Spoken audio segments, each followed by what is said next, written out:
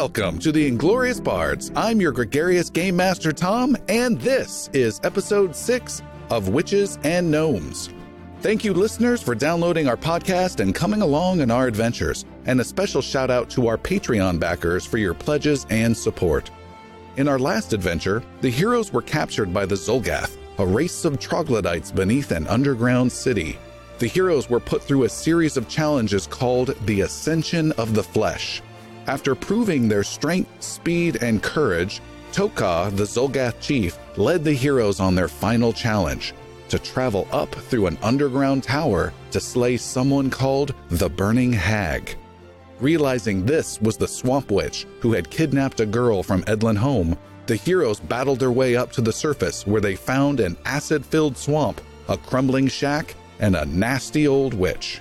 Will the heroes defeat the Swamp Witch? What happened to the kidnapped girl? And will the heroes complete the Ascension of the Flesh? The adventure begins.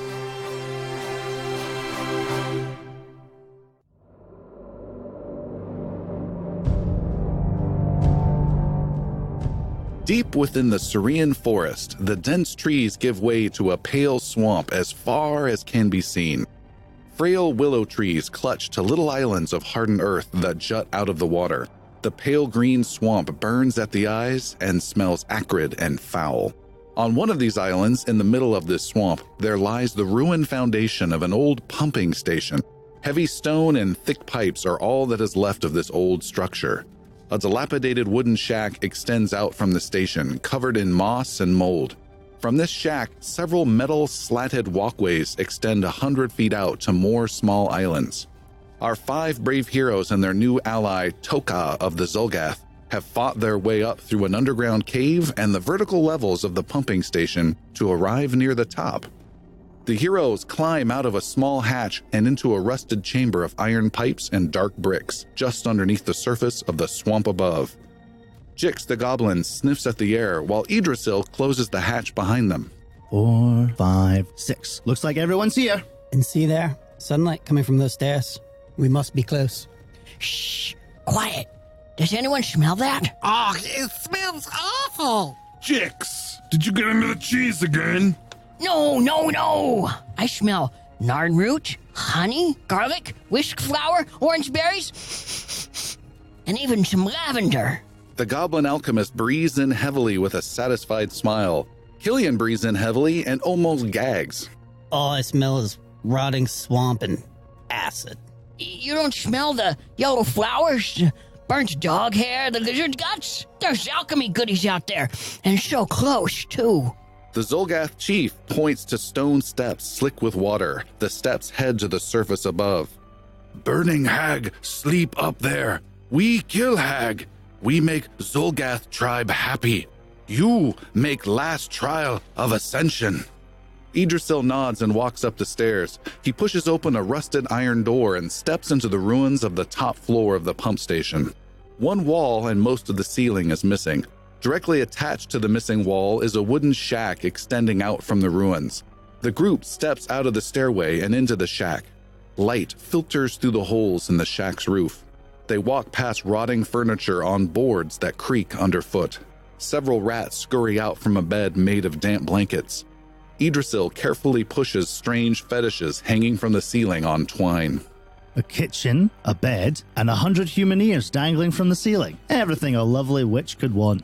In the kitchen, Jix scampers over to a table covered in alchemical ingredients. Red powders, little bowls of viscous goo, and crushed flowers lie scattered haphazardly among papers with complex instructions written on them.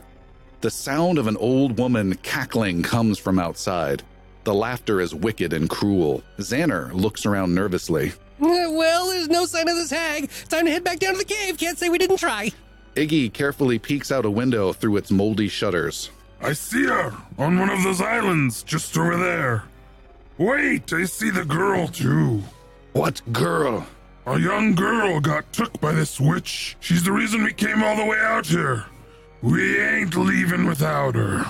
On one of the small islands to the east, a girl is yanked to the ground by her hair. She is dragged by a homunculus, a flying little beast created by alchemists for their dirty work. On another island, an old, wretched lady cackles again. She wears a torn gray robe, holds a gnarled staff, and wears wilted flowers in her tangled hair. Something isn't right. The wretched creature Ligwy isn't answering. Lock the girl back in her cage. I think we may have lizard visitors once again. The homunculus drags the girl screaming across a metal walkway towards several cages suspended over the acidic water. The hag paces on her island. Between the shack and the hag, the pale water bubbles like some creature just beneath the surface or some strange effect from the piping station below. What do we do? We plan. We fight. We still. We flee! Iggy sniffs at the air. Chicks? Okay. Maybe I had a little cheese. What would you like to do now? Rest overnight. Agreed! Let us rest. Are they coming towards the hut? No. Because if we could take 10 minutes, that would be fantastic. Jix would love Yes. to Giddy with anticipation here. gather up some of these instructions and potions. Okay. And put them in his pack. You've grabbed what you think are 3 new formulas worth and just big wad of paper and just crunch them into one of your pouches. And you have that information available when next you have time to read them. Okay. Is there anything that looks like it's ready to go, made and... Yeah, you look around. You do. You see there are 2 little potions there. Okay. One of which you would need to spend about 10 minutes to try and figure out. Another one you recognize immediately as an elixir of life. Cool. I grab both. Okay. The elixir of life goes in my pocket, and the other one, I want to start to try and if we don't have 10 minutes, then All right. I'll not succeed. Speaking of 10 minutes, do we have 10 minutes? That's for you to decide.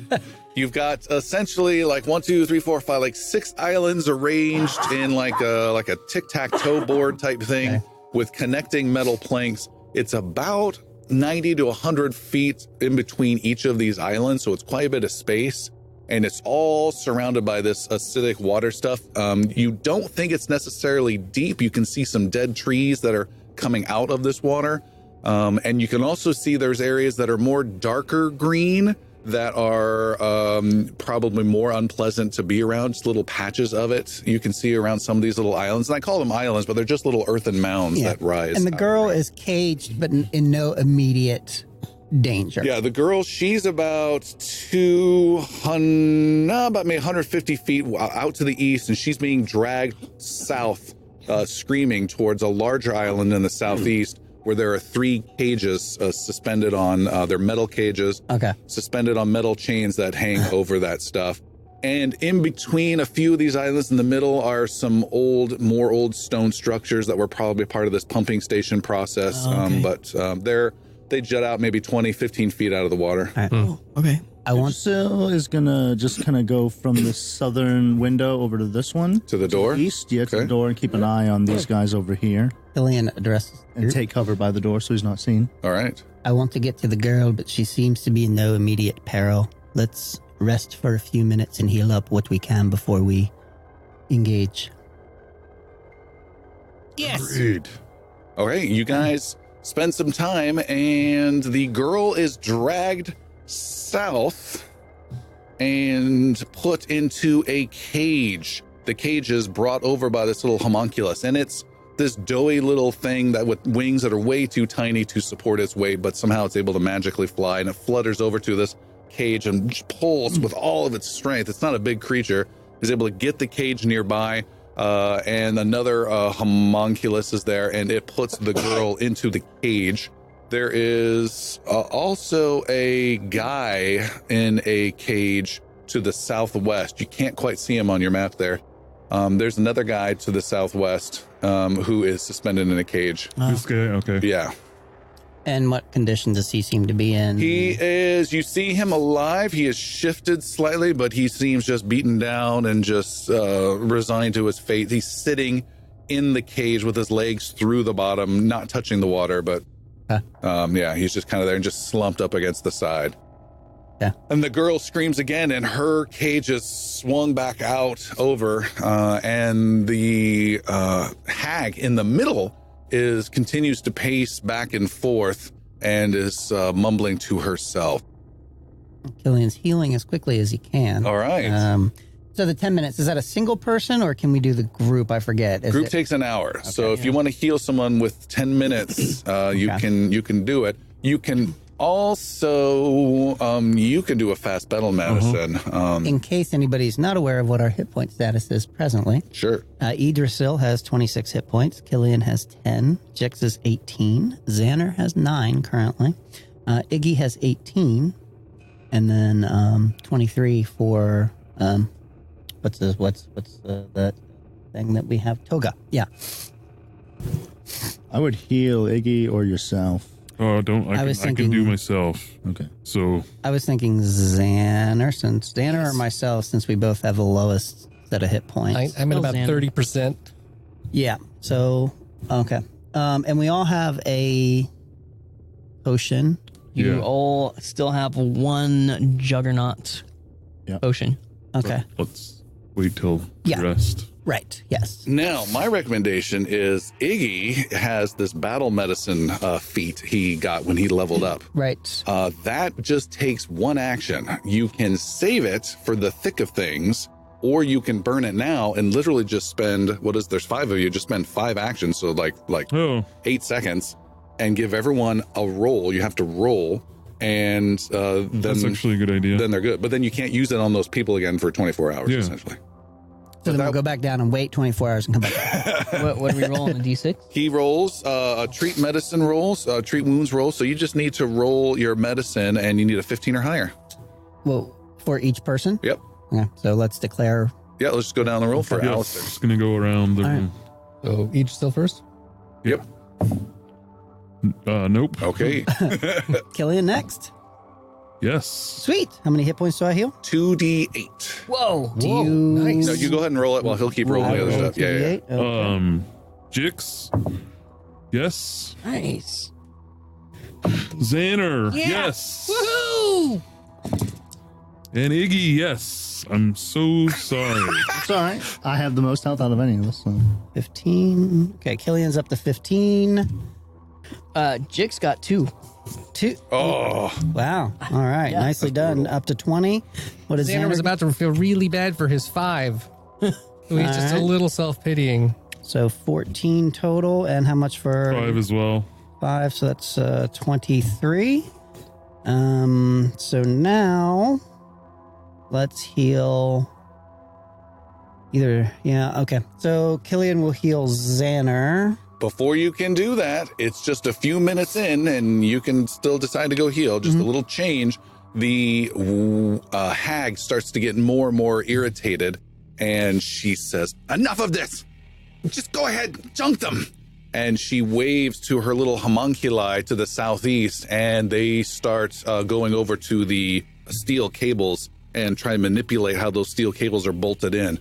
The little girl starts to scream again, and another one of the homunculi starts heading off towards the guy on his own island as well. We must act now. And Killian, well, actually, are you going to use your bow? Yeah. Looking at Idrisil. Yeah, Idrisil was going to wait for go through the east and take out those two, and then go south from there instead of trying to sneak our way around. I think we should just go direct, and I'll take a shot at those two. Iggy can charge behind me, or whoever wants to blast them off of that island, maybe. Get those two out of the way and then go free them. That does give the hag kind of a direct path to us, but... So yes on the bow? Yeah, if you want. Yeah. The darker parts, is that just in the water, or is there like an air of... It's just darker water. Okay. More acidic water looking stuff. So Killian reaches out, closes his eyes, touches Idrisil's bow, says a short prayer for it, and for Idrisil, and then casts magic weapon upon it. Oh, nice. I will also use my oil of potency on Lucy. Oh, this also makes your weapon into a magic weapon, right? Yes. +1 to hit and additional die of damage. Huge. And both of those are going to last 1 minute? Yes. Okay. Time to act is now, then. Yup. Let's go. Okay, you guys essentially have a surprise to go first. So How you far guys, away is the hag? the hag from where we you're are? at, from where Ziggy is at, looking out the window, she is about 110 feet. Okay. Idrisil kicks open the door and quick draws his weapon and shoots an arrow at that northernmost creature. Homunculus thing. Boom! You kick open the door. I had your bow out, and you can fire as your first action. That's a 19. 19 is a hit. Okay, that'll be an 8 total. 8 total. Shoom! Your arrow goes flying through, and this creature is struck in its midsection. You pin its wing to its side, and you have that's just your first action. What do you want to do for your second action? Shoot the second one. It's still alive. First one's still alive. Yeah. First one's still alive? Yep. I'll just shoot it again then, I Okay. guess. This is the second attack. It's 5. It's a miss, unfortunately. It's only a total of 7. Okay. I'm going to do my third action. Ooh, that's a 19 total. 19 is a hit. Damn. Your third action is still a +3. Yes. +1, it is. That will be a 9 total. 9 points of damage is you. As it starts to fall, it turns slightly. You pin its other wing to its side, and you essentially made like some sort of skewered meal thing, and it falls to the ground dead. Right off the bat, that thing didn't stand a chance. And you have another action? Because you did a double shot with your second action. Yeah. I'm going to... You can shoot again with that +3 whatever, or you can do something else. I'll shoot the other one. You're holding the bow. It seems like a good idea. I'll shoot this one. All right, there's one more on that little island. Natural 20. Yeah. Oh, That's That's a So- D10 and two D8s, right? It's 2d8 plus 2d8 plus 1d10. Oh my god. That is You need more? big. This could be the biggest damage by far. This is 5 die in my hand. Oh my goodness. that's awesome. Okay. Some high numbers I see. Let's see. 12, 8, so let's see. 23 plus 1, 24 points of damage. 24 points of damage. God. Your arrow passes through this creature's skull like the creature was never there. Like its whole body was just tissue, just goes right through it. Doesn't even make a sound. And the creature just instantly drops. It had no idea what happened. The only thing the hag sees is 3 arrows just fly out of the barn. You're gonna have to show me how to use that bow sometime. That was Appreciate the great. help on that one, Killian. Who else wants to go? Iggy, I've cleared a path for you. Okay. Yeah, I'll run out. I'm assuming I'm gonna have to make some sort of jump. Yeah, okay. On that. You run out towards the east. You're running along this. It's almost like a ladder that's on the ground. It's 100 feet long, but instead of rungs, it's more like flat slats. So there's little gaps in between. You're running across this as quick as you can. You just want to run as all your actions. Oh yeah. 1, 40 2. feet. Or 60 feet, right? All right, you run and then you come. There's a gap in this particular walkway. It's a couple about 5 feet wide that you've got to run to jump across. Make Yep. an athletics roll, please.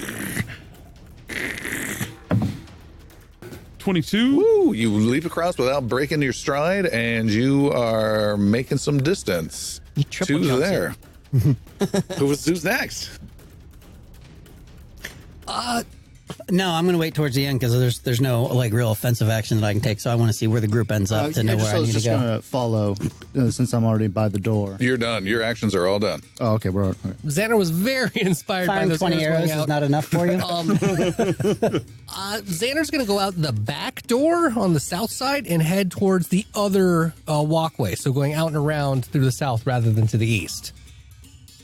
Gotcha. You run full speed as fast as you can towards the southwestern section of this area. And Toka is going to go. He follows after you, Idrisil, and he only gets as far as that hole, and he'll have to spend his next turn mean trying to Iggy? clear it. Sorry, it's Idrisil. Yeah, He's it was going Iggy. east. He runs past you, Idrisil, and heads off after Iggy. We have Jix. Xander, wait up! What's your move speed? I think it's 30? No, 25. 25. That's pretty good. 75 feet. It's a goblin faster than the Done. You run. And then we have Killian. What are you up to? Killian keeps looking back and forth at how the party just scattered. Widely scattered. Yeah. And as a healer's like, I guess go east. Okay. Good plan. You guys are on your own, so good luck. We're fine. Running full speed, you get behind Toka. we have all the health points. I'm not Yeah. sure. There's no problem with that. We have hit points. for Actually, you can get to the other side. You can get past him and get to the other side and make an athletics roll to jump that little gap. Yeah. That is not You're good. my forte. But I will jump. The scholarly priest runs in his robes, leaps across the gap, 19. and makes it. He tripped just right. Right? Also, I guess, what does that Juggernaut potion do? Don't you remember? I drink it. If I recall, it gives 5 temporary hit points. Yes, you get 5 additional temporary hit points. You guys can have all consumed that right before this began, Yeah, that'd be awesome. if you want. You guys, Nope. Nope. Okay. I two do. of you do. For sure. It also gives you a bonus to fortitude. It's a +1, right? Plus one Yeah, fortitude, plus 1 to fortitude saves. Plus 5 hit points. 5 temporary hit points is nice. Yeah. Yeah. And minus 2 will check. -2 willpower Oh, saves. shit. Jix's potions come with a catch. But I like that it's kind of like tossed away to the side. like, oh yeah, your willpower's going to go down, but that's fine. That's Yeah. fine of it. It's like, okay, I'm going to drink this. Now, what does it do? And minus 2 to perception check. Really? And minus 2 to initiative. Wait, Drinking The last dropout with his finger. the Space Jam potion. He's just, what? That's All right, Killian's fantastic. busily trying to throw up the potion that he just drank. All right. However, in this surprise round, you guys went first. They now get to go. The witch looks around and does this hiss. What? Ooh, we do have guests who will die. And she casts a spell, and the water area around the section of her island starts to boil and becomes steamy and becomes obscured with fog. You can make out where she's at roughly, but any attacks that you do towards her or her out, direct attacks, you have a 1 in 4 chance of completely just missing right off the bat. And then she steps into that fog and starts calling, "Attack them! Ooh, attack them!" And in response, the homunculi start their attack, and they fly, and their speed is pretty darn freaking fast. One of them flies, and they are able to cut corners and fly across this open space, and he comes racing to the west side right towards Xander, but cannot get its attack in yet. It had to go full speed to flapping its wings, and it's a small thing. It's a couple feet tall, but it's got these unnecessarily large jaws that are coming towards you. Unnecessary. That's just ludicrous. That's too much, Jaws. There is another one that is coming out that is leaving the girl, which is good news, and her cage, and it flies across, and it had to go around one of those little stone structures, so it didn't get too far. But it's heading in towards the martial group, if we will, of Toka and Iggy and Killian. Then, though, underneath the house. Sorry, the underneath the house? Underneath the house, a swarm of rats come racing out. A mass of them, I might say. And they are nicely sized, large swarm of them. They come rolling out as a big mass and come over towards Jix and Xander, swarming around you guys with 2 of their actions. And their icon is like 5 times the size of everybody else's. It's huge. And for their last action, they will do swarming bites. You are bitten. These things are crawling all over. You're turning on, you're kicking one, you're kicking another. They're crawling up your legs. There's so many of these rats and the sounds and the little teeth, and it's crazy. You cannot defend against them well at all. Each of the two of you, Xander and Jix, automatically take damage from their bites. Unavoidable damage. 5 piercing damage. Oh my God. And you must make reflex saving throws right now, please. Xander rolls a 15. Okay. 11. 11 for Jix. You guys don't need to worry about anything. You just feel a little itchy in certain spots. I'm sure you're totally fine. Nothing new. Nothing different for Jix, right? So yeah, we got all those rats. And last but not least, there is a roiling of water and there is a splash not too far between where the house is and where the in between the house and the hag, and the water starts to move in a huge rush and it's heading up north towards the Marshall group of Toka and Iggy, and racing right towards Iggy is a huge crocodile that is racing right up towards you, and it does one of those massive crocodile lunges out of the water to bite down upon you, and it is making a big juicy bite attack with a 26 to hit. Yep. And Iggy is hit for 9 points of piercing damage. And that is their turn. That is the end of our first crazy round. And now we roll initiative. Who's got the -2? Tokad is not. Killian, you did, right? Killian and Iggy. Iggy. And Jix. Nope. Jix not. And Xander, you did. Not yet. Oh, did I? Well, Didn't you? No, I didn't drink the potion yet. Oh, I'm okay. holding it. Gotcha. Smart. I just ran out. I was like, ah! Let me move this guy a little closer. All right, first up is Toka, the Zolgath chief. He leaps over the gap, almost slams into Killian, and comes to your defense, Iggy, and says, "Die!" and slices at this creature with his longsword. He has a longsword and a shield, and critically fumbles right out of the gate. Oh my God. He says, "Die!" swings his sword, and his sword just goes whipping through the air and splashes into the water 20 feet away. And he kind of just looks.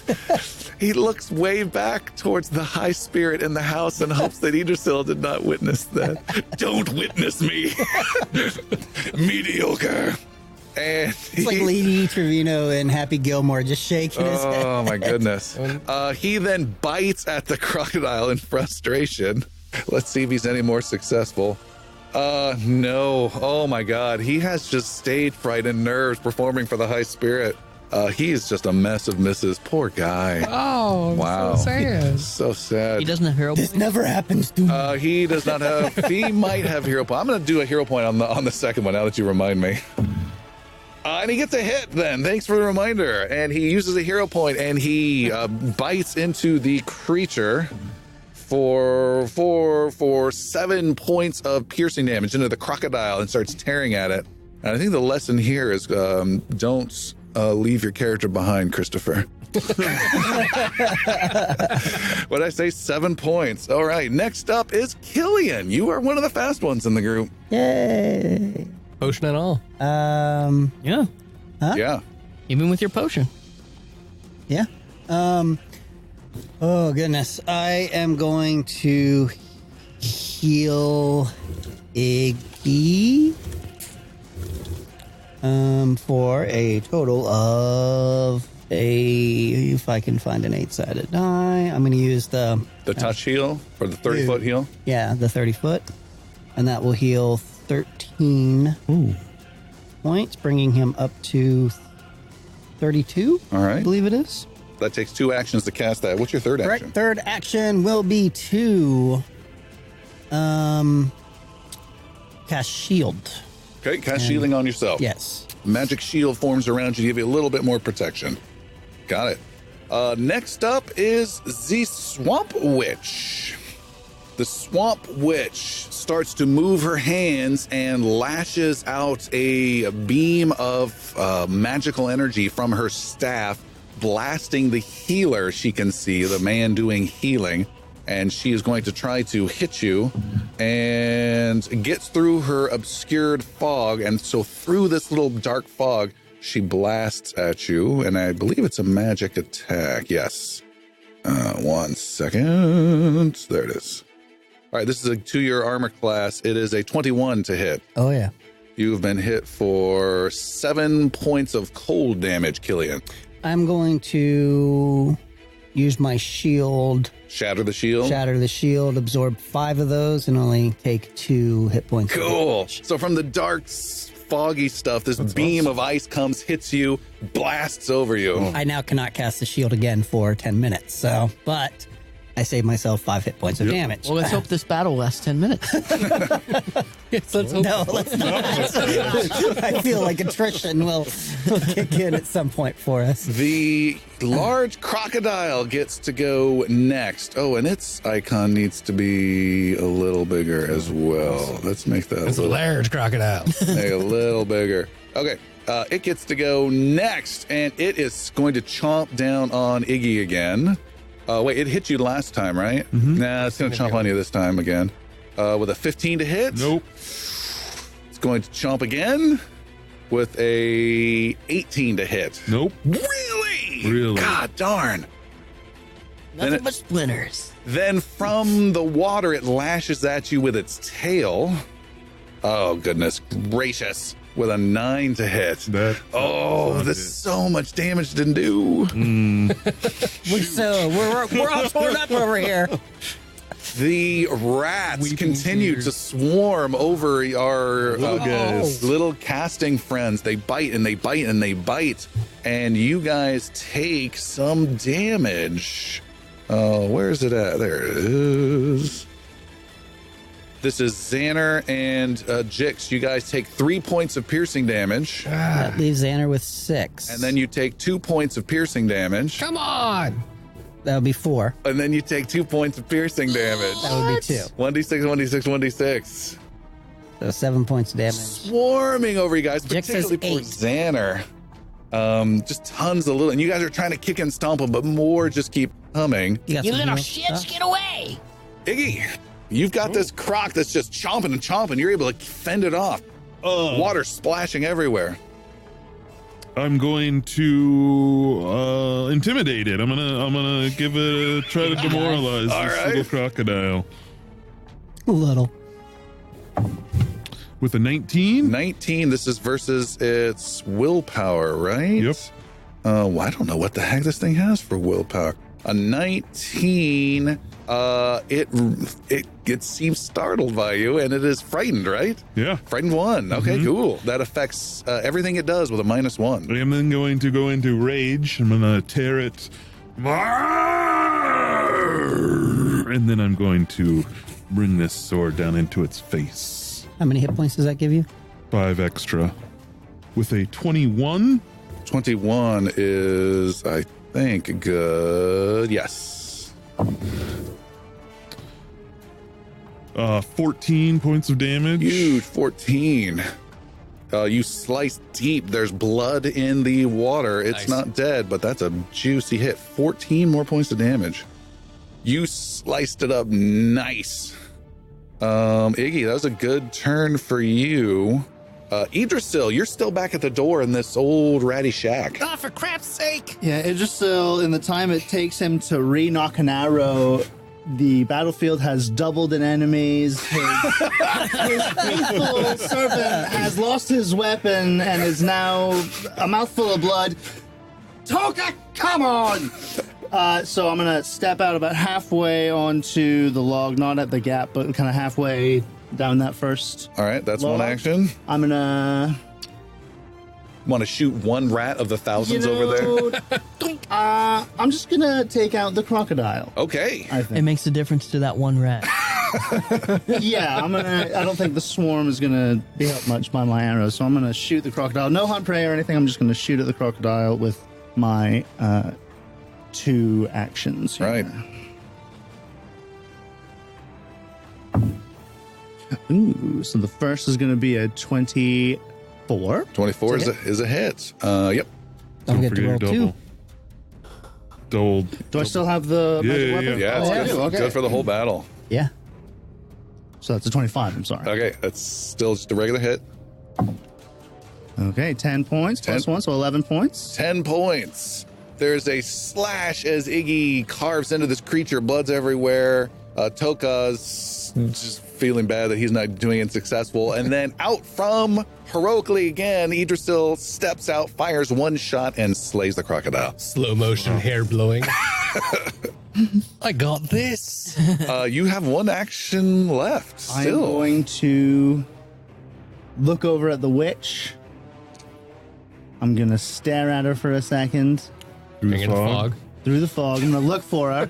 I'm going to look for her, see if I can find her. Then I'm going to turn to the left, and I'm going to find that homunculus creature. Yeah, And I'm going to shoot at it. go for it. My final shot. One to the southeast of the group, Yes, in between the witch and the group, kind of. in the Marshall group, The Marshall group. which Killian somehow So it's an 18 to got hit. included in. The homunculus is a hit. Hey. There'll be 8 points of damage. It's more than that. It's 9 points. 9 Plus points. one. Well, the plus 1, I'm sorry. 9 points. Where's the plus 1 from? The magic bow. weapon? Magic weapon. No, the weapon adds an additional die of damage. Right, it's not. It's a +1 to hit, but no Oh, additional okay. damage. Okay. Sorry, So it's 8 instead of 3. It adds That's additional okay. die of Yeah, yeah. damage. right, Yeah. but not an additional, Additional die plus, plus yep. 1. It's Okay, just okay, yeah. one Okay, extra. so 8 total. 8 total. Got it. Shoot, you hit that creature. And good round. Huge round again. You guys are rocking so far. That But- creature was rocking. flying, right? Did he fall? No, he's still alive and not falling. But now we get to the rat mess Wait, they win already. of you guys. Would you like to join the king's rat nest concept of evil? They're all over. They're swarming you guys on your little walkway. Is this both our turns? Yeah, it is Xander first. Xander, get out of here. Okay. Do not have to tell Xander twice. Xander, also, Jix, watch your feet. I'm going to. Is there an opportunity attack if I run out, like continue my way across the bridge? Only if the creature has that specific ability. And Okay, most so do not. I will run out past the rats. Okay. And get myself back on the land and out of their range for They sure. do not strike you as you I go. will spin and cast grease on the bridge underneath all of the rats. Fuck you, Jinx. He did warn him. Can you say don't move? That would be great. How's it feel? All right. So that is and so it's a 60-foot range because of my feet. It is a 4 contiguous 5-foot squares or 1 object. I'm going to do the squares, not the single rat that I'm casting it at. And they have a reflex save. How the hell does this apply? We're So all solid ground in the area is covered with grease. Each creature standing on the greasy surface must succeed a reflex save So it'd be 1,000 save or an throws. I'll make. acrobatics check against your spell DC or fall prone. Okay. Creatures using an action move onto the greasy surface must attempt the reflex save or acrobatics check to balance. They are not immune to anything along those lines. So yeah, it's a reflex save. They are fairly agile with a 23. Oh, Wow, that's a pass. Okay, so they're on their feet, but if they try and move through these at all, they have to make the save again or fall prone. Correct. Okay. Let me double check something real quick here. A creature that steps or crawls does not have to attempt to check or save. Yeah, that's if they go really slow. If they go 5 slowly. feet, Oh, 5 feet, so 5 if feet. they're crawling with it, all right? Cool. Okay. Jix, you right up to your toes is this greasy stuff. You're not in it though. Okay. In that case, run away! Jix takes a Marked step. it there. Okay. Jix, with his first action, will move backwards. Just a step? Just yeah. All right. You can take a 5-foot step backwards. That's an action. It's grease. Crap. Do I? Yes, it's grease. It's not flammable grease like that, though. Oh, It's not. It's not. No, it's not. Hold on. magical. it's magic grease. Let me rethink this. Like lube. What's the I cast Astroglide. Yes, KY. Sounds like a cool spell. Astroglide. Really good. What happens? Well, Roll your saving throw first, and then I'll tell you. I don't want to get into it right now. Needs to say I win initiative. So what's the distance Between you and Xander, of that the rats are covering? they cover about they're 10 by 10. 10 feet. Yeah. Okay. So what? Change plans because I forgot I have shit as far as weapons go right now. I back up as far as I can in one move. All right. With my next two moves, I run as fast as I can and jump as far as I can over the rats. You're going to try and clear them. Yeah. You will absolutely land in the grease. Use it to your advantage. And maybe It'll be keep fine. sliding? Okay. All right. You get a running start and you try to run over the rats. Make an athletics roll. Good to find out what this water does. Here we go! Is it hero point time? No. No, 19. 19. You leap over the rats and succeed in clearing them, but you hit the bridgy, slatted walkway on the other side that is like covered in slick grease and go sliding and bouncing on your bottom uncomfortably along. like you're falling downstairs. Yeah. And you go flying, and as you start sliding down, you don't have quite control of where you're heading, and you're starting to slide off the edge. I need you to make an acrobatics roll to try and roll into some sort of better spot. No. 10. 10, and yes is the answer. And Jix goes splashing into the acid, and you take... Maybe I do want a hero point. With the word splashing into the acid. Let's hero point that. This is the darker stuff, too. That's better. Acrobatics, you say? Yes. 19. 19. You are able to roll and shift your momentum somehow to get yourself more centrally aligned, and you go sliding right to the feet of your friend Xander, and you are safely on the island. Hey, fuckchard! You made it! What? All right. Nice. Next up is Homunculus. This is the one that was right next to the two of you. We're not done with this little chaos. Jix, as soon as you finish sliding, you hear the little innocent flutter of wings right behind you, and then chomp! A homunculus comes biting down, and it is attacking with its jaws with a 14 to hit. And it attacks a second time with a 10 to hit. Ah! And you notice that its mouth is also dripping some nasty little poison, so you're grateful it did not bite you. I have one more homunculus, and it is over in the far northeast section near where the dead crocodile is. It quickly flies over and again engages Iggy, because you're the closest, and it bites at you as well. Oh, with the natural 20! Oh, no! You are hit for only 3 points of piercing damage. However, 17 points of acid damage. However, Yeah. I need you to make a fortitude saving throw. Do you have the Juggernaut potion effect? It does. Yeah. Get the bonus. Gets the +1 for fortitude. Yeah. With the 23. You can ignore anything at all. You just shrug that up. You lick the wound with the poison on it and just lap it up. Nice. We're back up at the top. Toka is next. He runs past Chicks and starts to bite Nope, at he the. runs past sorry, Iggy. I keep Past saying Iggy. Chicks. Past Iggy and bites at the homunculus that's just off the edge of this walkway. And he does it with a horrifying yell Ooh. that's a bit intimidating. And if he hits, he also gets to frighten this creature. It's a cool ability of his. Oh, and he misses. He's having some bad luck, and that's the end of his turn. All Idris still sees is just the Tasmanian devil running down the log. And Killian, you're up. Lovely. This is bad because the group that Killian's with has a lot of hit points, and the group that Killian's not with has almost no hit points. I'll make you feel a little bit better then. You see there are more rats on the eastern door underneath the house. Moving towards Xander and Jix. No, that are close towards your group. They're behind Idrisil and then the Marshall group. Yeah, that should make you feel a lot better. I feel great about that.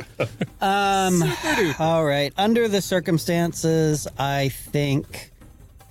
Oh, geez. So I can't head back to the west because I'm going to run into the rats, right? Most likely, you might get past them into the house, but they're going to be right there underneath, and these boards are not secure. On the- Sorry, boys.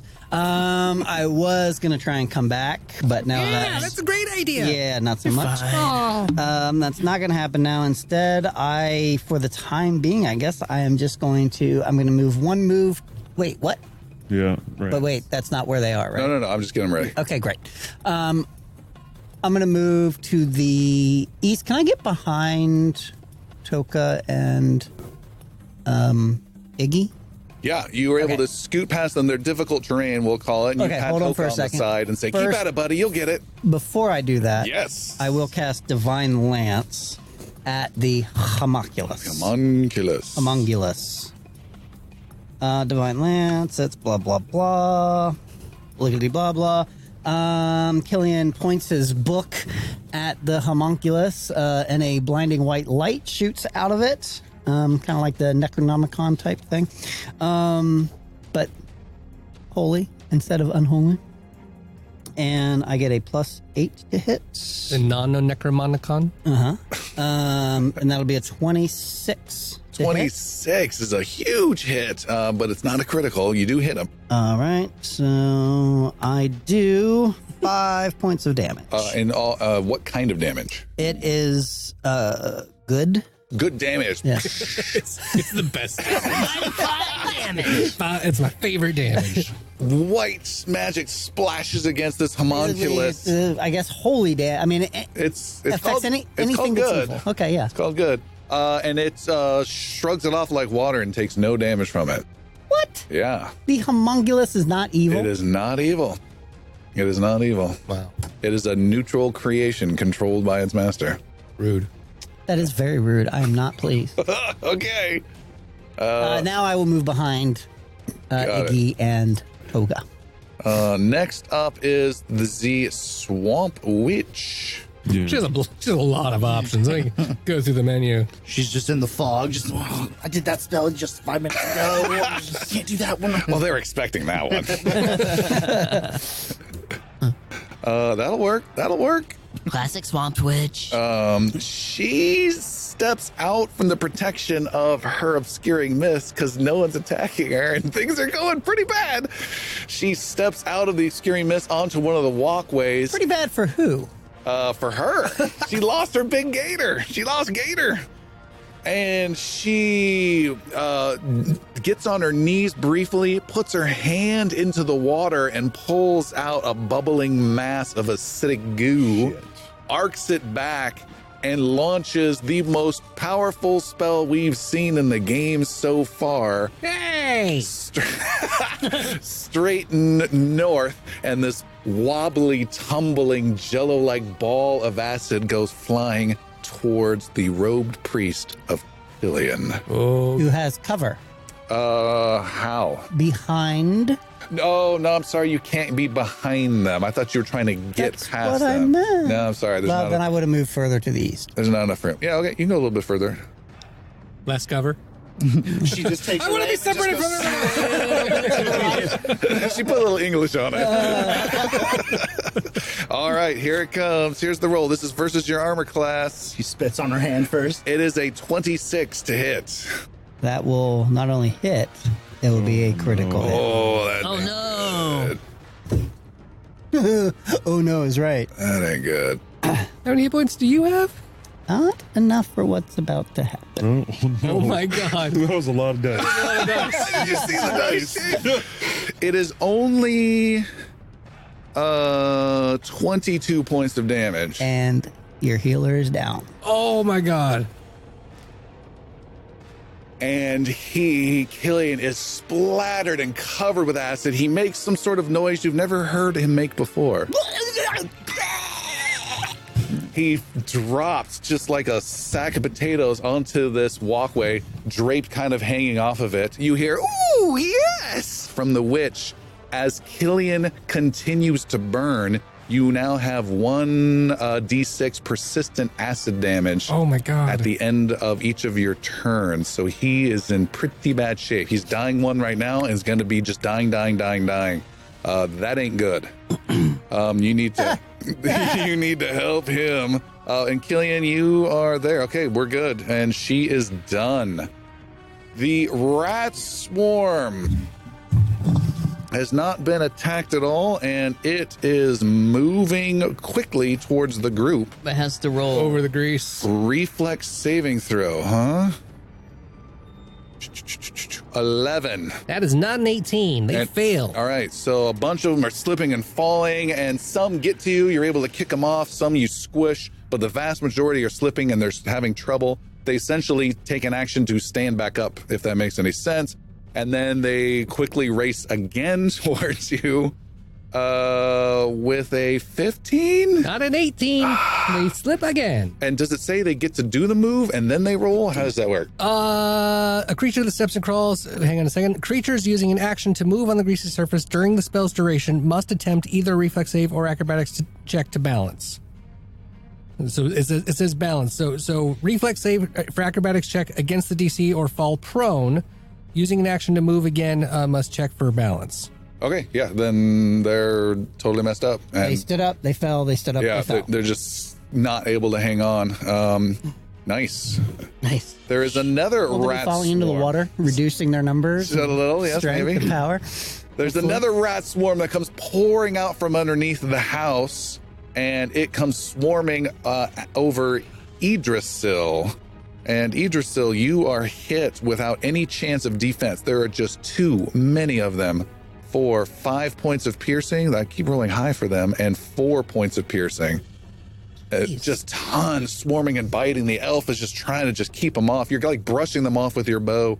There's so many. Iggy, you are up. There's rats attacking your elf about maybe 30, 40 feet away, and then you've got this homunculus right next to you. I'm going to turn to Toka and hand over a elixir of life. He drinks it. No. Give this to the Killian and find your damn sword. All right, that's one action. And then I'm going to attack the homunculus. He did get I haven't been able to use this before, but he got that critical on me, so I get to invoke vengeful hatred, and I get an additional +1 To hit? on my hit. Or Yeah. your damage. My attack. Okay. My attack roll. Which 19. 19 is a hit.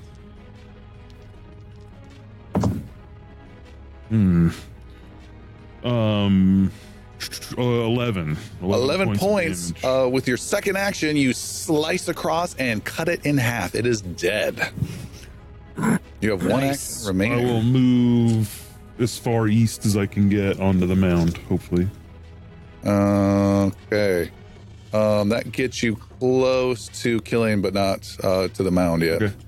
All right. It is Idrisil's turn. Idrisil being overtaken by the rats is just gonna put Scream. away- Just sit there and He's gonna- scream. He's gonna, hey rats! Why did it have to be rats? He's going to stow away his bow and quick draw his short sword. All right. Stowing, it's one action. Quick drawing And attacking is a one action. second action. That's crazy.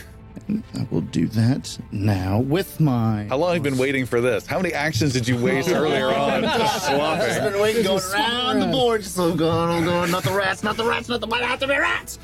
All right, you've got a sword out and you're slicing at these rats. With a +1, which I'm going to use a hero point real quick. Why? What'd you roll? Why are you using a hero point? What'd you roll? It was a 10 Oh, okay. total with a +1 and a +8. So I'll take away a hero point. Oh. It's the same one. It's a 10 again. Okay. You slice. That was your second action. That was You the second you do action. not hit.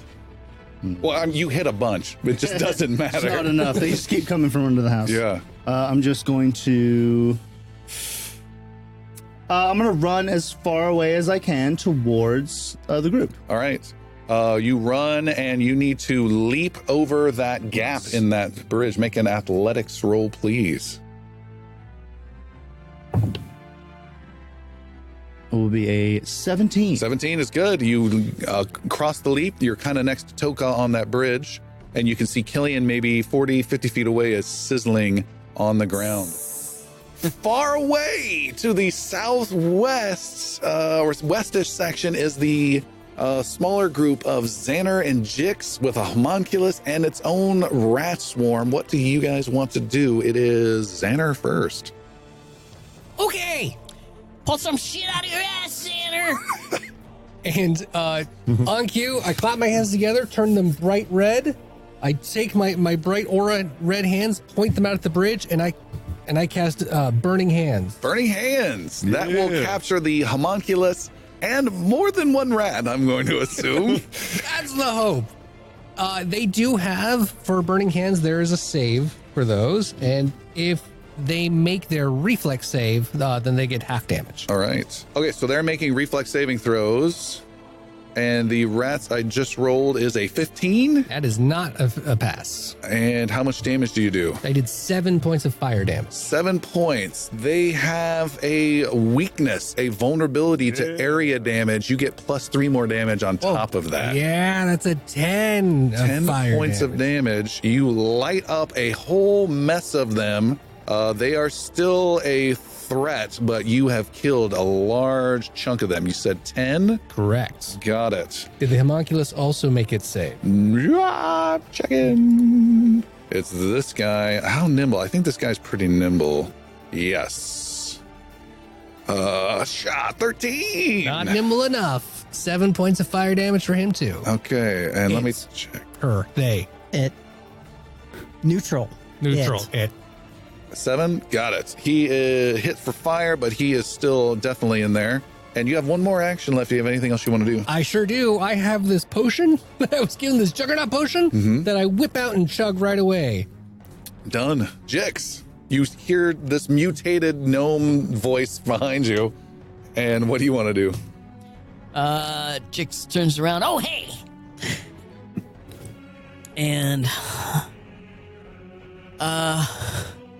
runs as far south as he can. Okay. You leave your friend bravely behind. No, it's fine. I got this. I'll hold him off.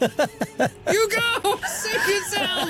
I thought you were going to be mad and go, that's my move. Nope, not today. Jix runs like a madman. You're heading far south, right? Yeah, yeah. Okay. Okay, so Robin.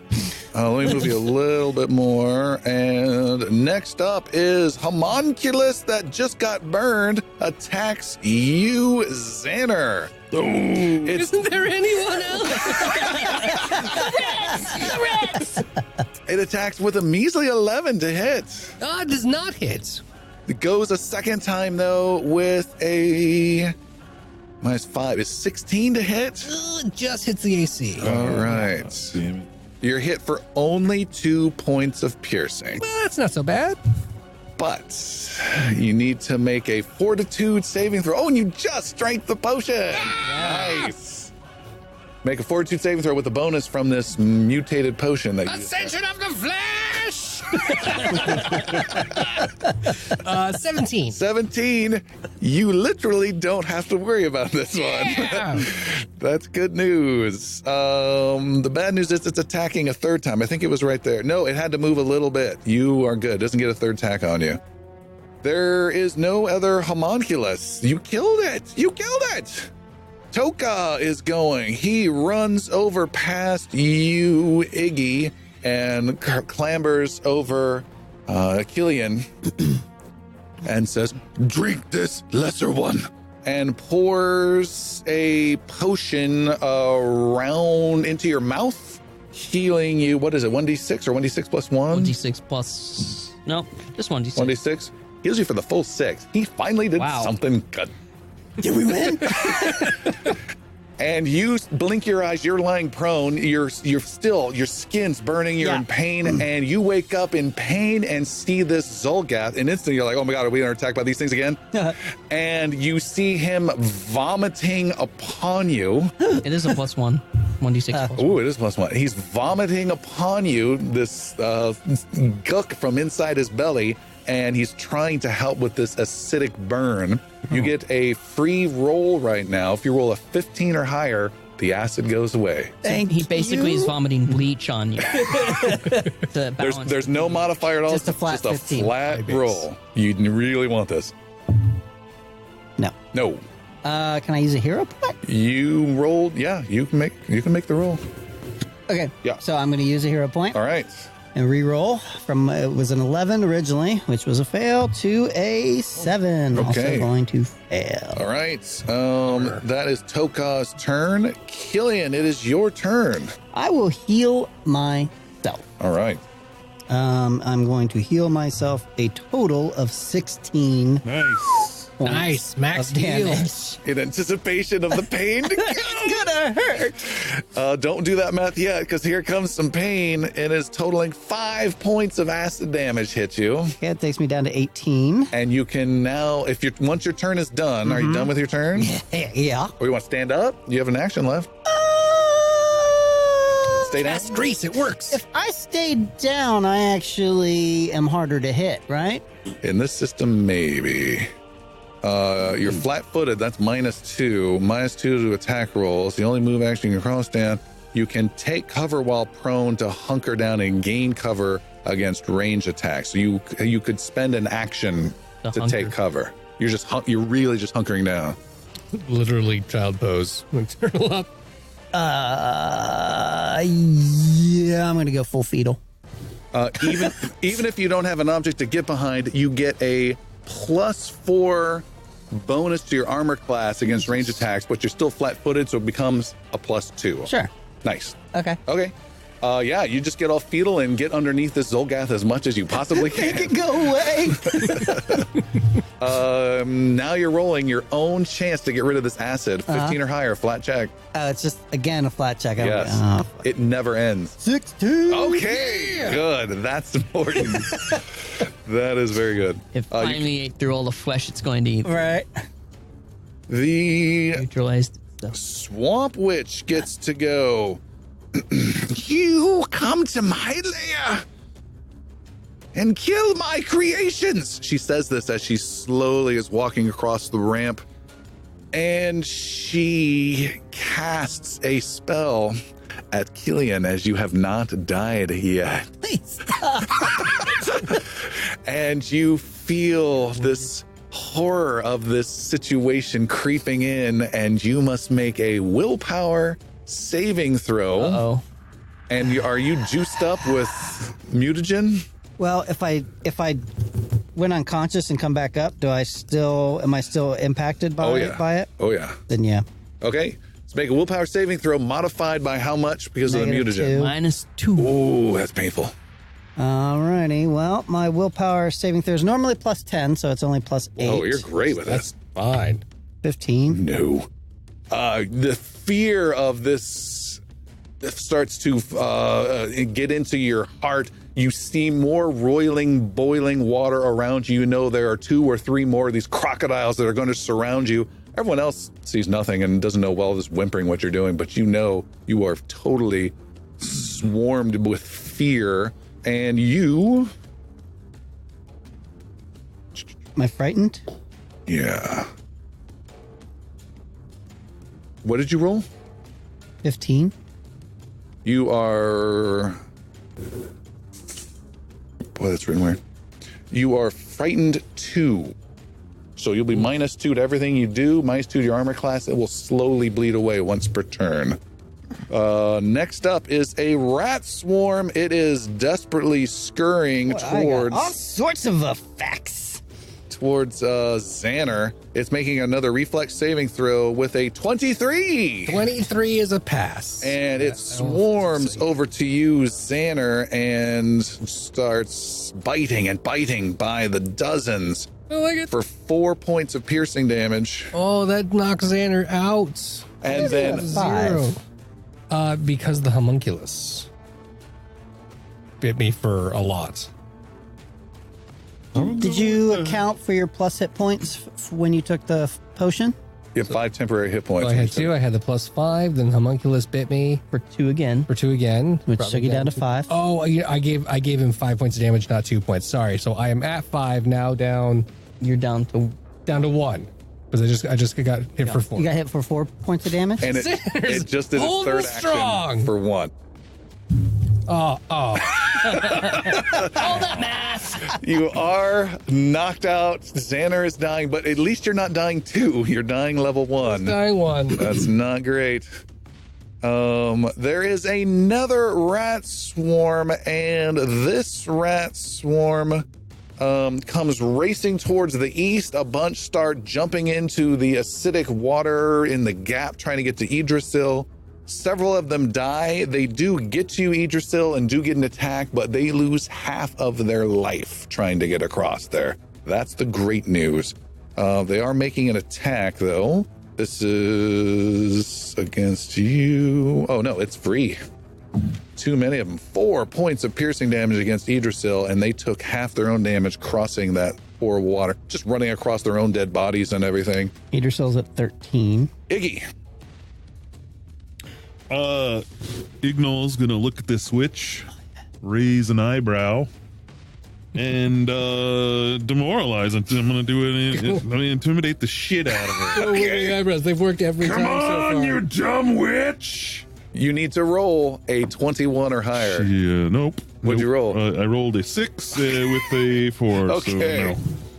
Ooh, is that supposed to do something? This will. I'm gonna move right up into her and swing away. All right, you charge right at her. She kind of looks around and realizes she forgot to put her shield spell up. Oh no!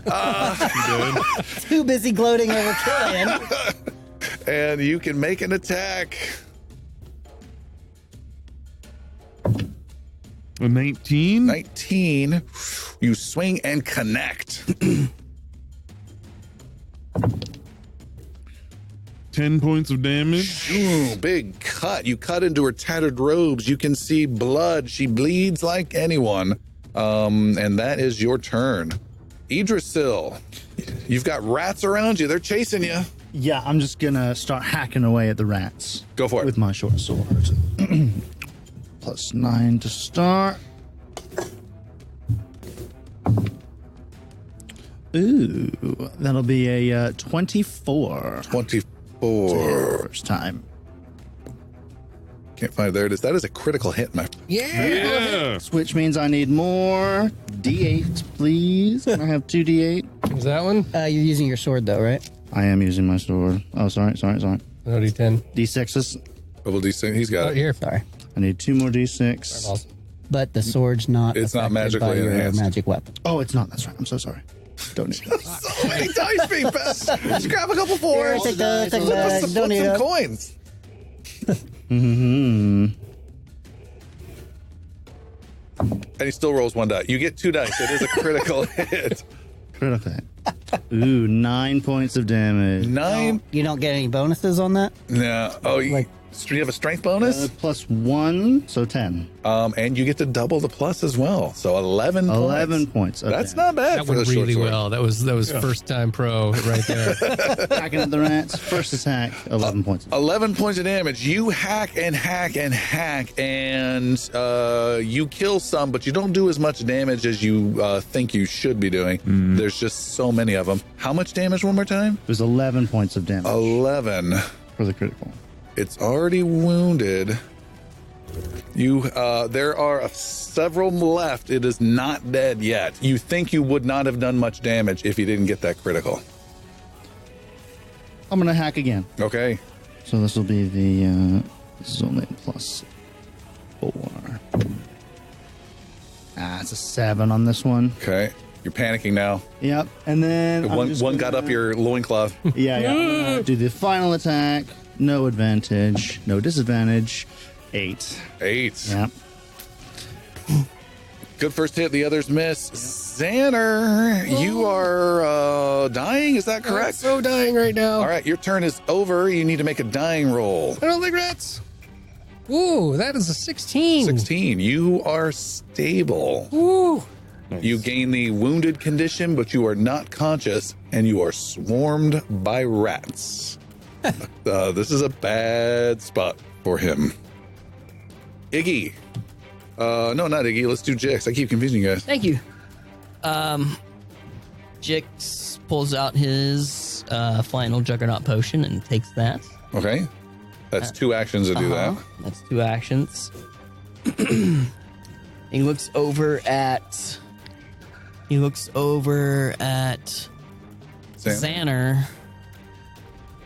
Which is just a mound of rats. Right. One little hand sticking out. And runs towards the guy to the south to try and get him out of the cave. I appreciate you staying in character for this one. All right. Very- It is. Jix just kind of shrugs. And, last cause. It is homunculus time, and it goes, and it.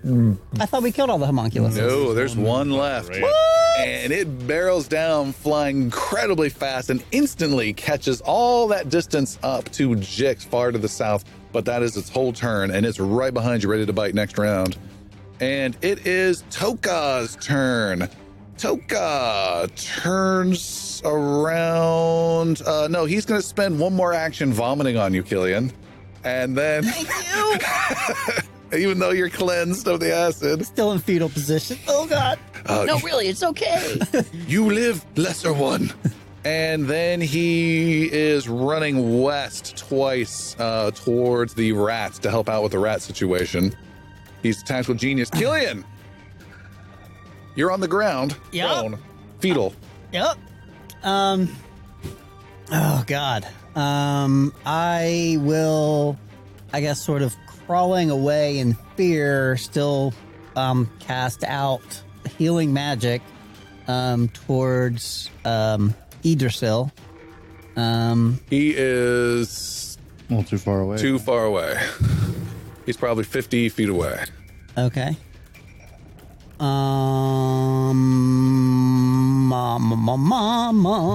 50 feet away, huh?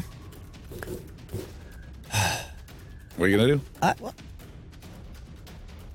I am going to. Can I crawl?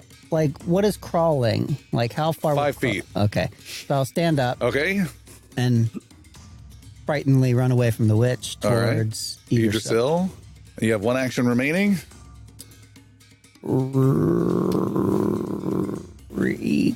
Actually, with my single action, For the first time ever. I will put Healer's Blessing upon Idrisil. Ooh, what does Healer's Blessing do? It lasts for a minute.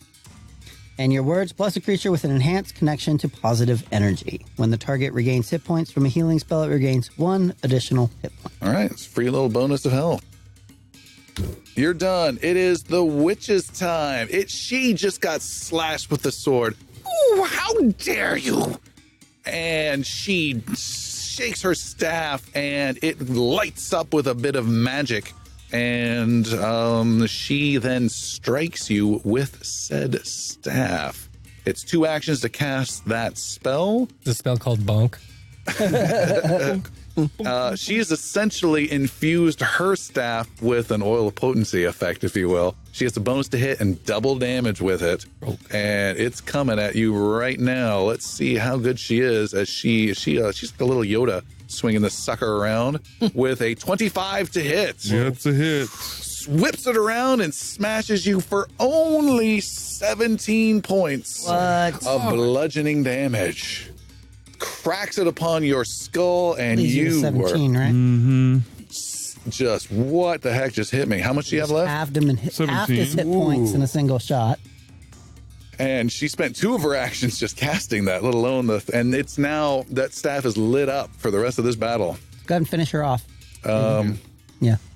The rat swarm that's over Xander. What is the move speed? That's a little faster than normal. The rat swarm, moving the wrong guy, over Xander, runs quickly across the island, leaving Xander behind and towards Jix, but not before they attack Xander one last time for only 6 points of piercing damage. That knocks me from 0 to 0. Okay, you are now dying again, and since you were wounded level 1, that puts you at dying 2. I liked how you erased your 0 hit points to Just want to make sure that 0 hit points there. You make it legit. super 0, extra 0. There is another rat swarm, and it spends a little bit of time to move close to Toka, so it's getting Idrisil and Toka, and it hits you, Idrisil, for 4 points and 6 points for Toka of piercing damage, just biting and biting and biting. Iggy, you are toe-to-toe in a Jedi battle with this witch with magically infused weapons, clashing, smashing. I'm going to attempt to disarm this jive turkey. No one's ever done that. I know. I don't like getting bopped on the head with her stupid staff. How do you disarm? It's an athletics check. Oh, interesting. You need to have one hand free. I can hold my sword. I just can't swing it with 2, right? Yeah, so you could let go as a free action. Yes. Unless you're going to attack. No, it's an attack to do this. Yeah, you got to let go first. Okay. So you let go with one hand as a free action. For your first action, you're doing this. It's an athletics check versus the opponent's reflex. Okay. So go ahead and roll. She seems nimble. An 18. I think she's fine. Let me double check. An 18? Mm-hmm. You did something to her. On a success, you have not removed the weapon from her, but you've weakened her grasp on it. Any further attempts are +2 to disarm her, and she takes a -2 to attacks with the item until the start of her turn. So you need to really get a critical success. Yeah. That's the catch with this. So it was a good roll, but not a great roll. You still have 2 actions left. If you want to change the grip on your weapon to use it again, that will be an action. In action. Yeah, I'll do that, and then I'll swing away. Okay, you try to disarm. You re-grab your weapon and slice But it's down. -2, right? Or This counts as your second attack Yeah, no. now. Yeah. 18. 18. You slice down and connect with her. Yeah. 28 points of damage. Whoa! Almost max. Are you kidding? Oh, because And a it's 12. the infused thing. It was 1 point away from max. 28 points of damage.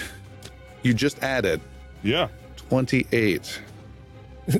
You 17 to me. She has 2 left. Oh my 2 God. hit points left. You showed her what a critical hit really is supposed to look like. That is brutal. Can you just describe that? You haven't killed her, but describe that horrific blow you just dealt. I caught her right into the ribs with this big long sword, and didn't skewer her all the way through, but took out a pretty good chunk. Oh, and maybe as you pull your sword out, you end up lifting her up by the ribs just briefly. Yeah. Oh, you can feel your blade cutting against her bones on the inside. Ha! You hag!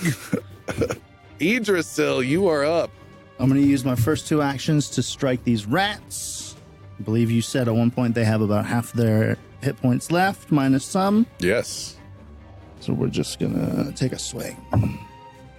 With an 18 to hit. 18 is a hit. They are squirrely, though. You only have 1d6. 1 point of damage. You kill one rat, but it does no damage to the mass of them. I'm going to swing again. 10 to hit. 10 is a miss. You have a From the- third action? From the forced background, Jenna. Can I quick draw and get my bow out to shoot the witch? You can. I will do so. So you hack, quick draw your bow and get a shot, but this is a I take a hard look over shot at to the make. witch, just barely being able to see through all the rats in my way, and I see Iggy's sword is like inside of her guts, and I just take out my bow and I take a strike. It is enchanted. This is a +1 weapon But this is your third attack. This with is a my huge- third With some attack. nice penalties. with only a -2, so -1. Natural 20. That's a natural 20. Oh my god! You kill silly motherfucker! Oh my god! What a time! Out of nowhere, Iggy hacking away, trying to take her. So she's stuff like- from her. She's like down on her knees, and like Iggy's drawing back to decapitate Yeah. her, and all of a sudden this arrow So comes just in. It's almost like hacking at the a rats. Joss Whedon. She's like, "This isn't over." I've had enough of this. Oh my god! And she just gets somersaulted and tumbles into the acidic goo around Before I her. grab that staff from her. Okay, you snatch the staff. Wow. That was awesome. Wow. Harsh. I was gonna try a divine lance. On the third disadvantaged shot, by the way. Wow. Just to save her great. from being able to attack you again. You know, Thanks. Yep, it's all good. looking out for you, Iggy. And now, the opposite Now of I all have to this, heal somebody. we go to Xander, who is busy bleeding out. It hurts so bad. Your turn is over. You need to make a dying roll of 12 or higher now. Oh, that's a 9. Okay. That is dying 3. Yes. Or You know what? It's worth a hero point. All of your heals. no. You can burn all of your hero points and be absolutely stable with no roll. But Just wait. still covered in. Rats. No, the rats have gone. Rats have Rats are following you. Okay. No one's done this option yet. Killian's staring at me. He's Well, shaking his head. This is my thought. You get another roll before you're at dying 4. So why not try that first? And then if that fails, then use your hero points. That's fair, right? But unless the rats come back and then attack you, and then all of a sudden you're at dying 5, and then you're dead. Right. So But also keep in mind, if you make that dying roll, you're not stable. You're just going up and down the dying chart. Oh, right. So I wouldn't go from dying 4 to 0. Correct. I'd go to dying 3. Correct. These hero points are gone. I'm spending those fair enough. right now. All right. And Xander heroically is able to find the strength to survive. He's not on his feet. He's not conscious, but he is alive. You lose all dyings whatsoever, but you are at wounded level 2 now, which means dying's a little more challenging for you. Ooh, Jex. Jex, you got a little bit of a problem. You've got a homunculus right behind you, and not far behind it, about 40 feet, is a swarm of rats coming your way. Jix pulls. The guy wants to stay in the cage. No, leave me here. It's fine. I'm not with the goblin. Jix pulls out his sickle for one action Okay. and swings at the homunculus. That's 25 to hit. Ooh, that's interesting. That is interesting. That is just a hit. We're so excited. 3 points of damage. 3 points of damage on that homunculus. Okay. And he Slice it. He swings again. Oh, no. He uses a hero point since he rolled a natural 1. Ooh.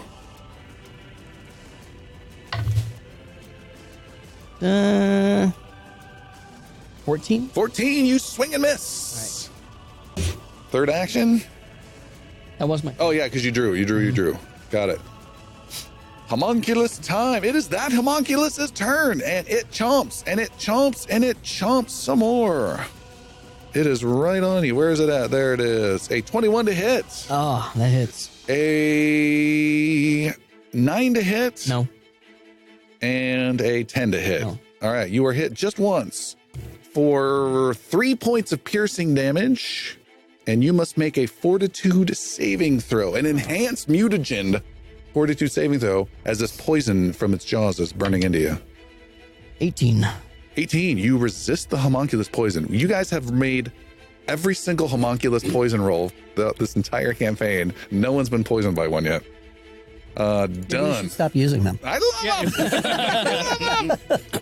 them. Toka is there, and he is furiously swinging wildly at these creatures with his. Just punching rats. No, he's pulled out his dagger for one action, and he's with a natural 20. About time. Skewers 8 of them at once.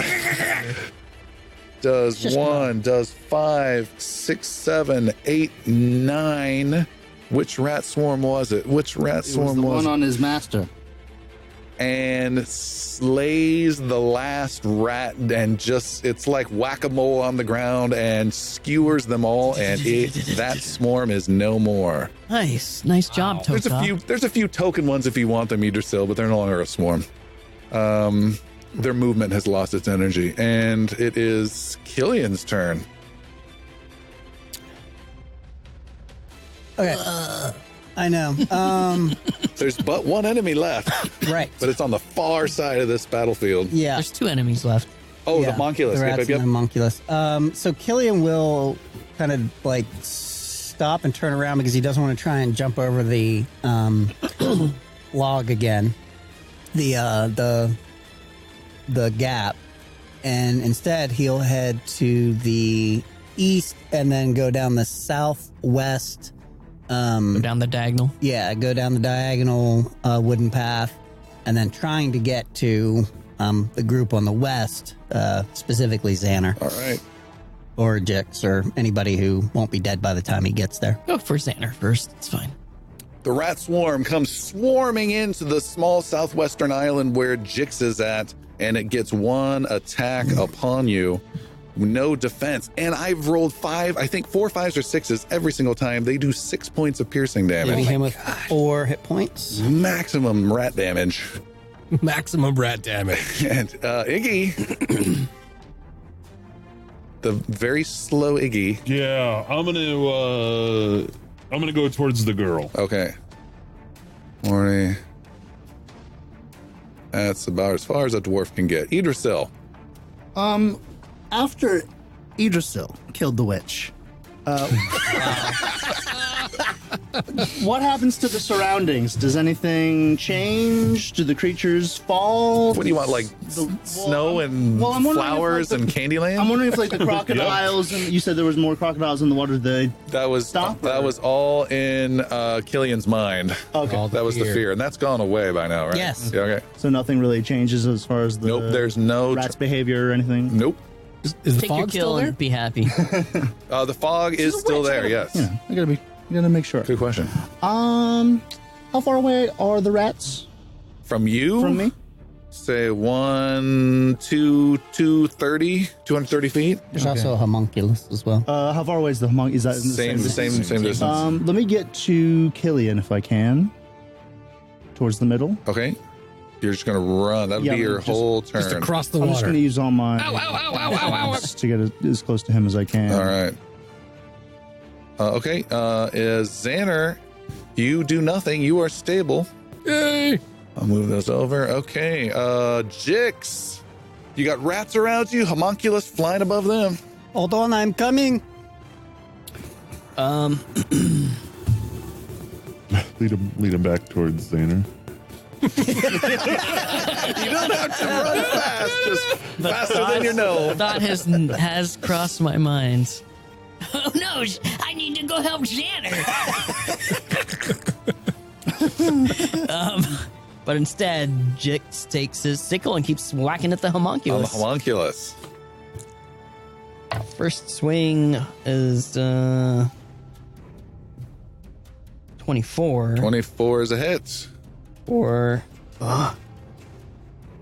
we call that I mean, it's really definitely a 5 4. points of damage? 5 points. It's looking really gooey, but still alive. And it's like his blood is like this white cream sauce. Gross. Second swing is 22. Is a hit. An Alfredo homunculus? For 3 points of damage. And you slice it and send it crumpling to the ground. It's barely alive with just a few hit points, and the rats consume it. Excellent. Perfect. And then I run They north. used one of their actions doing that, right? No, I run north back towards Xander. that was one action, so you're doing 2 actions to move. No, you did 2 attacks. No. I did 2 swings Okay. at the homunculus All right, I and then got you. 1 action to move. All right. I'm coming, Xander!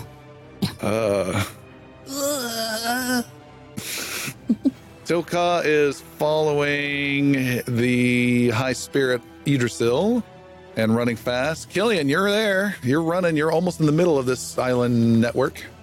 I guess I'm going to run straight through the fog. All right. It does a little anime thing where like the fog follows you a bit, you know, like you're actually Yep. piercing a Sure. then you- cloud. There. And then head to the west, heading towards the middle group there. That's the goblin and the gnome. All right. The rats move north, chasing after Jix. Wherever you go, they follow and they bite. Undefensible. 6 points of damage. And Jix quarterback is falls. They attack with their second attack for 3 points of piercing. yeah, it does. It does. You gain an additional level of dying. Oh. You're at dying level Jix 2. has never been dead before. Welcome to the party, pal. You're dying level 2. If you get to dying level 5, that's our house rule. Dying level 5, you are dead. Okay.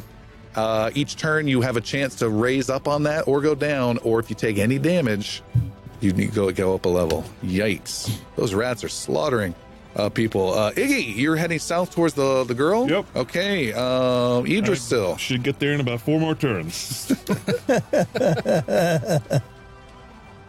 Idrisil is going to go towards Iggy, actually. I meant to go with Iggy, but I said the wrong name. So Oh, okay. I can That's get you there. No. We'll say you did it. And you're actually ahead of him by a little bit. just doing everything before you can. He just sees a wind, Tapping you on the head. feels a wind next to him on your left. Did you see that shot? Push him into the snow. Xander, you're done enjoying life. So enjoying life. Chicks. Yeah, no one's going with the cleric. There's still a rat swarm. Yeah. What does Jix need to do? Jix, your turn is over. You need to make a dying roll. It's 10 plus your dying level is your target number. Okay. No modifier, just roll that or higher. I failed. Okay. I go to He dying rolled an 3. 11. He needed a 12. So now you're at dying 3. This is not good, folks. Toka is up. He follows behind and is right behind you, Iggy. Killian. Okay.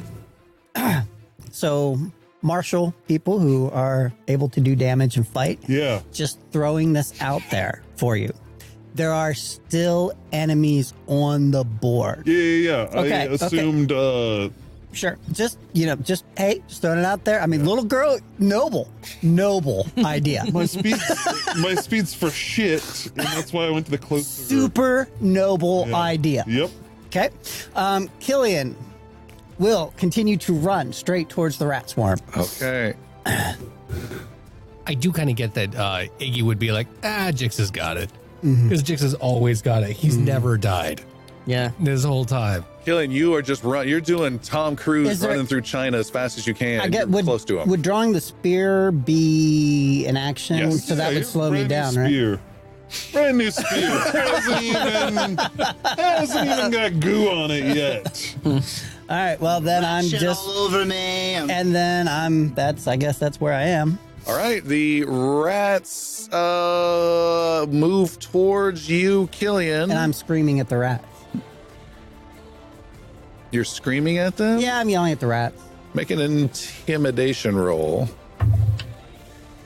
I've never tried to intimidate anything before. I So know. I like the battle of new Super things. fun. It works for him every time. 14? That is exactly what you needed to roll. The rats leave Jix completely alone and head towards the fresh new meat that has entered the battle. Boy, Carol! They spend an action to race to you. But that means they get 2 turns to bite at you for 4 points of piercing damage Okay. and 3 points of piercing What the- damage. That's You get leaving the me with 3? 11. So I'm fine. I'm great. Everything's going well. Iggy, you're I'm great. Thanks, guys. you're not close. Don't worry about me. Yeah, it's gonna take me forever to get over there. If you'd started 5 turns ago. I'm gonna go get that girl out of the cage. All right, Killian is rolling his eye. You hear him rolling his eyes from 200 feet away. You are at the chain, you're grabbing it, you pull it, and you're able to swing the girl's cage safely to the island, and you just need another turn to get her out of it.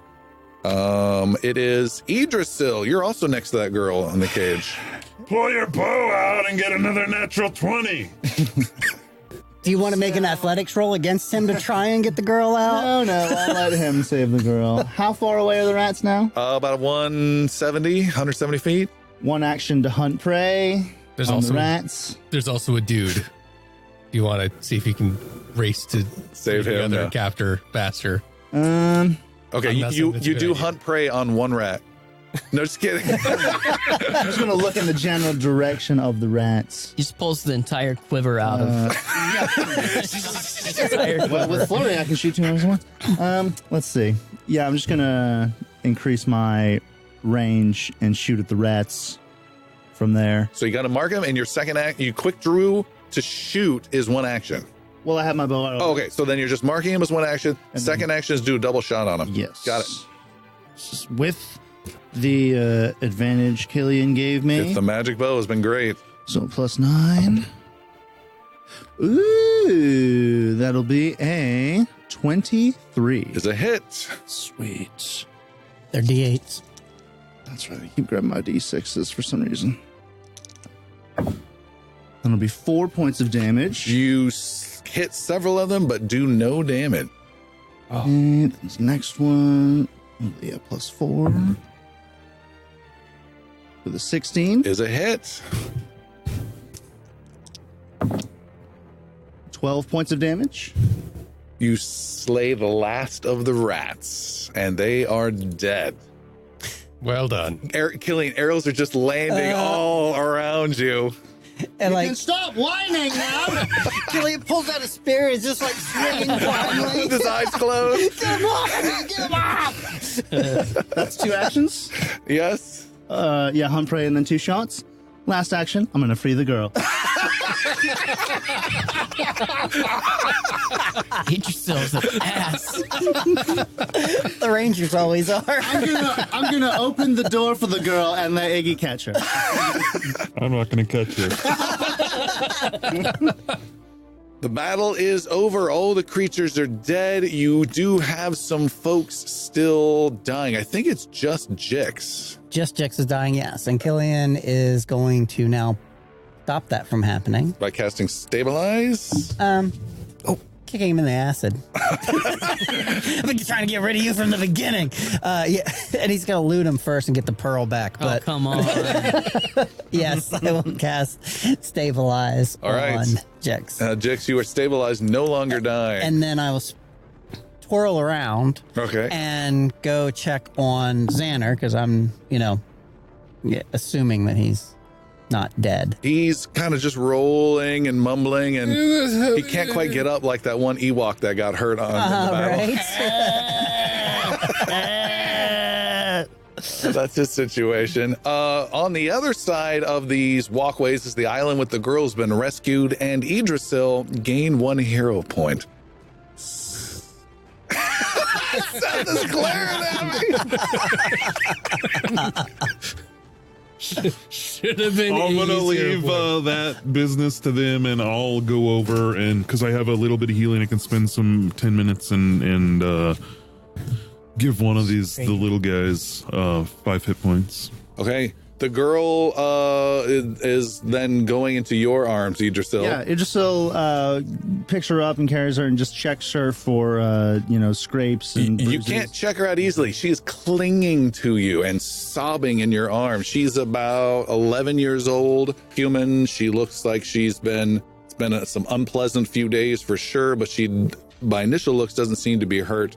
Dirty as all heck, and is just clinging to you and crying. and crying. The force of her kind of just falls me to the ground, and I just hold her and console her for a moment. You hear very quietly from behind you, "We eat this one." I turn around slowly. You see Toka's there. No, Toka. We save this one. He looks disappointed, and he goes fishing for his sword. What would you guys like to do? Am I awake yet? You can be. Time is relative at this point. Okay. Isn't it all? I don't know. relative Anyways. Xander will do his best to stand up eventually and maybe not slip on the grease that he just cast on the ground. Somebody gonna give me some hit points. Yeah, I'll give you 5. Thanks, buddy. Yep. Um, And then get that dude out of the cage. The dude is sobbing, clinging to Iggy. He's clinging to Idrisil as well. So scary. Jumps right past Diggy into Idrisil's arms. Have at it. Thank you for being the hero. the hero of the swamp. I saw what you did. Iggy, the guy says, "Thanks for saving me. The name's Mard, and I can't thank you enough. My name is Igno. How'd you wind up here, Mard? I got jumped out in the woods. I just felt the trees just closing in all around me and reaching out and swarming me, and the trees somehow just attacked me, and then I woke up in this cage." Where were you? In the like what part of the woods? Where are you from? I guess is a better question. I'm from Tabernary. You're a little away from home. Yeah. Sir. What were you doing out in the woods? I was heading up north towards Edlan Home, and decided to head into the woods for to hunt something for my dinner. And boy, was that a mistake. Well, we're shortly probably headed back to Edlan Home. That's where we all reside. Oh, You can more than welcome to tag along. yeah, you sir truly are the hero here. Not Thank you. I'm glad somebody finally realizes that. not hero point worthy, but because Just a hero. I don't have that authority, but you are a hero in my eye. Would you like one Mord point? What is a Mord point? Oh, you gotta spend it to find out. More bucks. Collect 97, and you get 1 candy. Gotta lick the back of them and stick them on the piece of paper and mail it in. Oh God. Like they do, he's just walking around. Yeah. See? I got one too. See? By the Mord point. You haven't even heard of those, have you? Yeah, rare.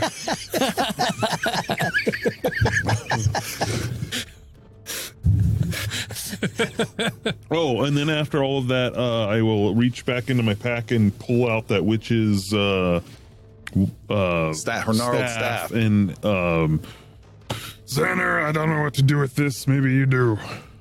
They're still lying on the ground, bleeding to death. You spent 10 minutes with the Jix. You didn't I'm good. So tired. I'll give him 5 health. You got 5 No, points. sir.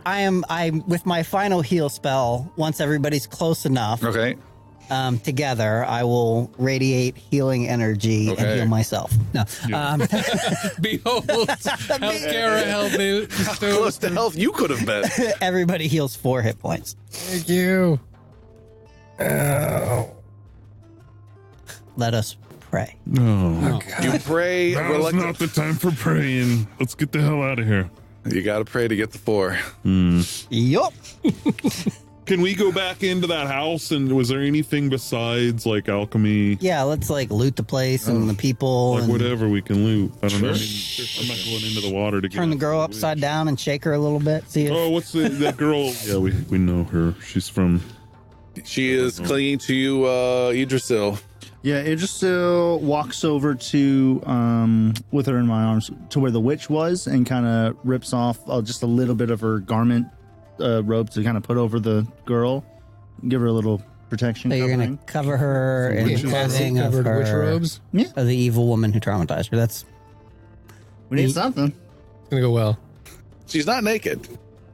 Okay. I'm sure we have a blanket or something too between Okay. all of us. Yeah, I'll Jix. use a blanket then. I'm in the Killian middle will of be the like, swamp. I'll take the house is girl. on the other side of the swamp. This You're gonna traumatize her This whole again. conversation should have happened in character because I kind of see it like, is this what humans need? Let me get you another human skin for this. Like, no.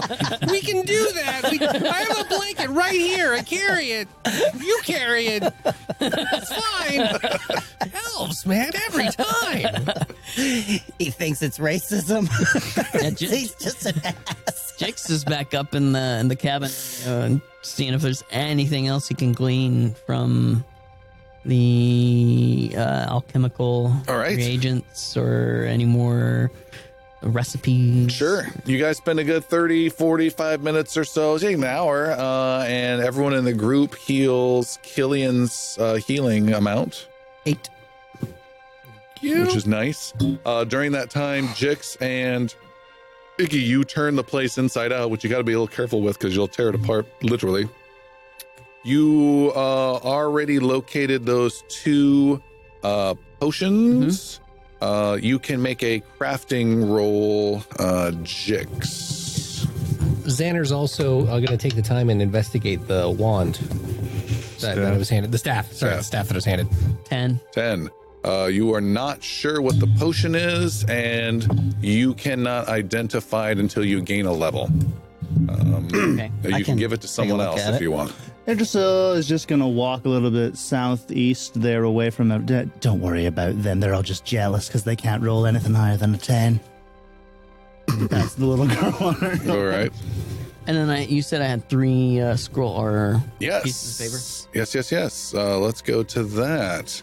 Blah, blah, blah, blah, blah. You have located, looking at these formulas, you have found one is a anti-plague formula that helps resist diseases.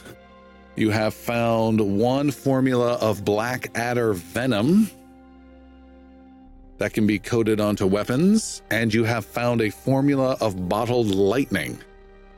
This does less damage than your fire does, but if it hits, you make your target flat-footed, which is -2 to the armor class, setting up other people to hit it. And I have all of those available for you here. These are now permanently added to your repertoire of available formulae. Oh, nice. That's awesome. Recipe book. Ziggy, find What's your anything? total hit points, Xander? Ziggy, you are able to find total? 7 gold. Okay. No, what's your total possible? 24. Nobody else heard that. So Carahel heard it. Hell, here's all coins. we all get a gold. Iggy gets 2. How much does Carahel get? One of 3 your copper. Carahel should get her gold too. That's all I'm No, saying. next time I'm at your church, I'll drop one in the box. Jix reaches into his pouch and pulls out a moored buck and hands it to, to Killian. Oh, those are rare. Gotta collect them all.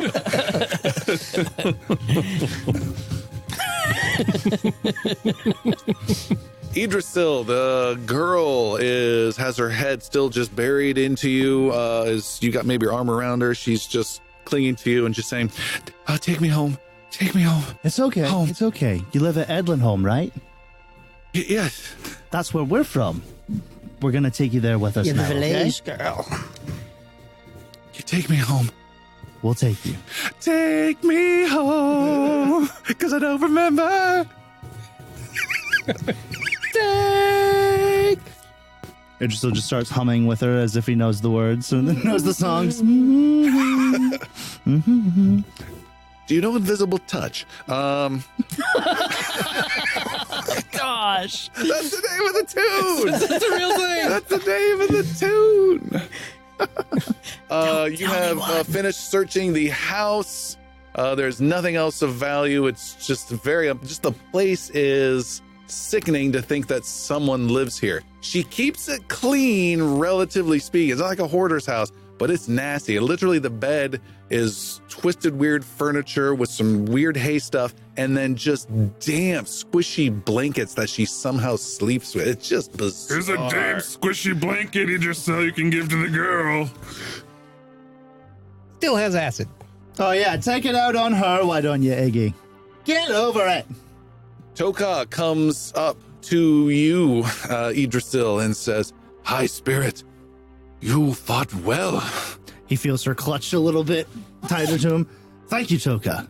And so did you. Thank you for saving me from those rats. Toka fought poorly. Well, just grip your sword a little tighter. Toka cannot find sword.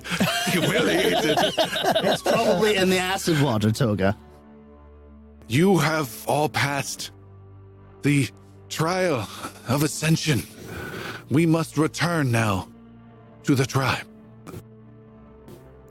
Well, we have to get this little girl home safely. That's our mission. Your home is in Overstone, above the Zulgath tribe. No, Toka, your home is to lead your home, and your place is to lead your people. You don't need me anymore. You're a god now. You passed trial. The trial was for you. That is awesome. Make a deception roll with +3. Ooh, that's a 18 with my +1, so 19. 19. Let me check his will. How did Toka pass? You fought with us against all odds. You literally ascended out of the tunnel. And now you go back a hero. We go back as heroes. You go back a hero. We must celebrate. Toka? This girl.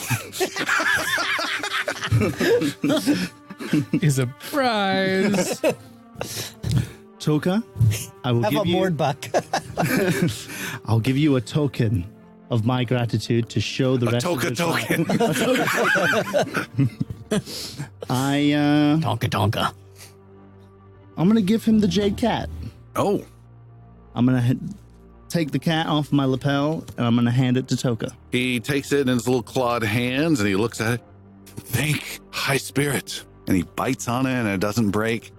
And then he stuffs it into his little armor section there. Where go? And he points out to the endless expanse of acidic water all around you. You lead me out of the swamp, and then you take your...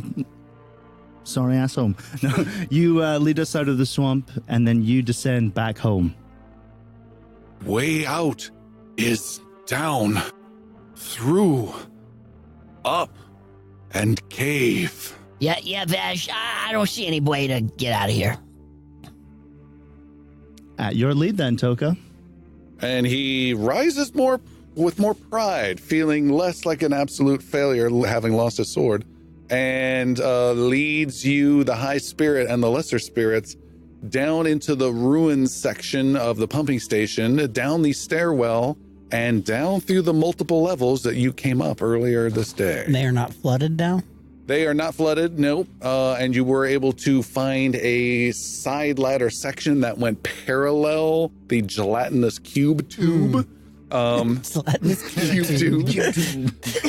You were also able to find some strange, I would say, Jix, what's your crafting? It's pretty darn high, right? Yeah, 8. +8, yeah. Jix, you're able to identify through use this strange communication, like old-timey flower-like coppery bit that comes out at the top that the witch was able to speak into to have it travel down below type of a thing. So there's just some little aspects to the station you didn't see on your way up. Anyways, you're able to find your way back down through it without hassle. Praise into that for all. Praise Carol. Praise Carol. Tries to create a new religion. Oh, all right. Just if anybody's listening.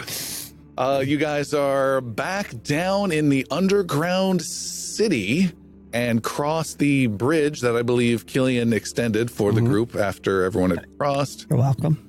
And you guys walk through this pale blue city underneath this swamp and make your way back towards the tribe type area. The girl is freaking out. This isn't home. This isn't home. We're almost there. We have to get through the tunnel and up the rope, and we'll be there before you know it.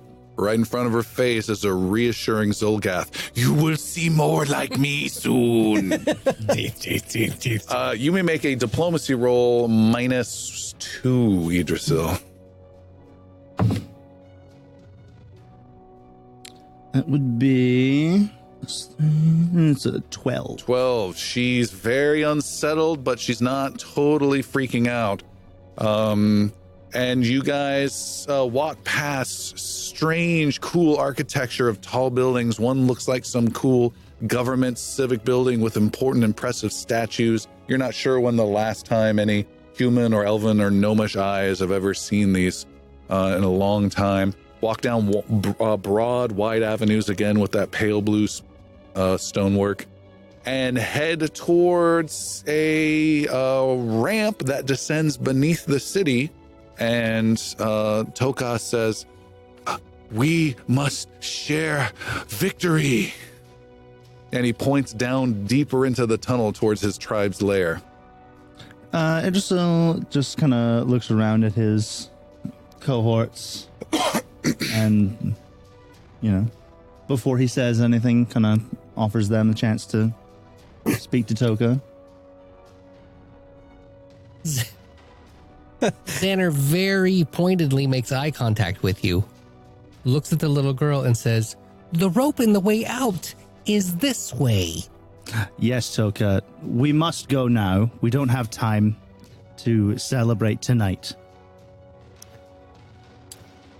Toka says, then you must remain. And he motions to the dark tunnel down in, and 2 of his Zolgath guards come out, and they, Killian's already sighing, and they come out and they stand on either side of your group, and Toka says, Toka, return. And he runs faster than he did in combat down into the tunnel, disappearing into his lair. Idrisil just stares at the 2 guards, and gives them kind of a burning, intense look. All right. See what their reaction is. One of them gives you this, hey, what's up? Kind of nod. They don't fear me like No, they do. They are, they're not threatening in any way. They have spears, and one has a spear, one has a club, but they don't have them out. They just have them. Mm-hmm. Time ticks by, and you see and hear the little pitter-patter of Zolgath feet as Toka comes running back with some wrapped items in terrible, crappy sewer linen that's gone floating down or whatever it is. And he comes up. Sewer linen. And he says, oh, mighty high spirit, you grace us with much blessing and great victory over burning hag. And he holds forth a small little bundle of linen.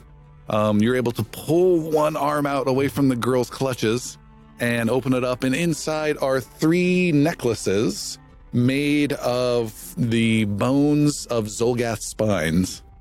And they've been threaded together. Idrisil, He looks at you closely. Idrisil, instead of bowing his head, he opens up an arm and clutches the little girl. So in a motion that says he can't exactly dip his head down, he grabs one of them and just clutches it and takes it and says, "With this, we must leave." He hands you the second one. A little green goblin hand reaches up and grabs, snatches the other one. He says, "No, that is for high spirit." Jex, give it back.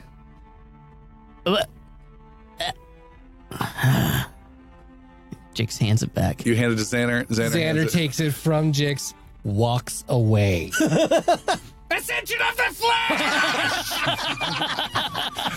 Toka goes chasing you down and tackles you to the ground. Toka!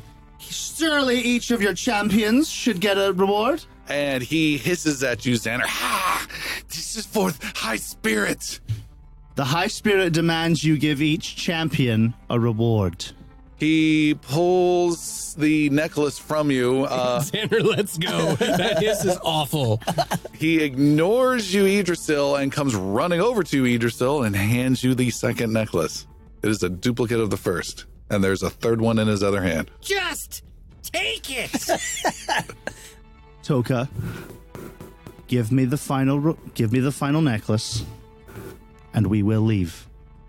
You're taking all three necklaces? Take the necklace. All right, you take all three necklaces, and he hands them, and he bows, and then he says, "There is one more for you, High Spirit." No more. And We're done here. all right, he tosses this bundle that clatters like a wooden object to the ground. It's loot. Free? Ignos Somebody will grab pick it. it up. Toka, he fought side by side with you. He let you pick it up. And I just tear it open. All right, inside is a bow made of fine wood. Oh, thank you. This is nice. Toka looks a little confused, shrugs. Yes. This way for leaving. And he takes you down an avenue and you follow. The guards do not pursue. And you approach the long 50-foot natural rope of some sort of hemp-type vine thing that extended all the way up to the cave you guys came through originally. About a day ago, I think, day and a half ago. And he climbs very easily up this, and you guys climb after. Mm-hmm. You reach the top. You are inside the cave, and Toka's gonna show you out the cave as well. Yeah, you guys don't need to make any climbing rolls. You're out. And as you head out to the cave, you get maybe just out of that small little chamber. I think there's a little passage, and then there's a wider chamber, a much bigger chamber, like a fallen net. And then Toka just stops and looks at the bloody carnage of Zolgath all over the chamber. Don't know how this happened. This is weird. What has happened for Zolgath? They failed their ascension of the flesh. And he goes over and starts checking on them. That like creep away. Okay, you're creeping away? No. So it's just keeping the girl's eyes away from all the carnage and just walks forward. All right. This was terrible. Who would have done such a thing? This must have happened while we were down doing our Ascension of the Flash. Just awful. You seem bitter that you didn't get any ascension going or something. What a shame. So sad for them.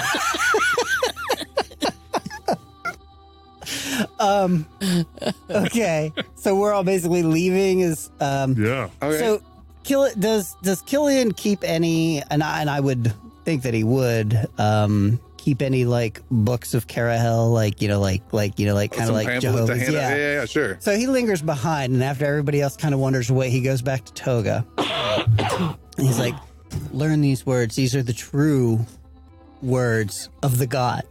And then hands the pamphlet over, and then We are thanks. And he takes it and takes a bite out of it. no, don't read the word. This is the true word of God. And he escort you guys out, make sure you're safely out of the cave, stopping. I think there's still one or two more dead just inside the cave of There should Zolgath. be a big giant somewhere too.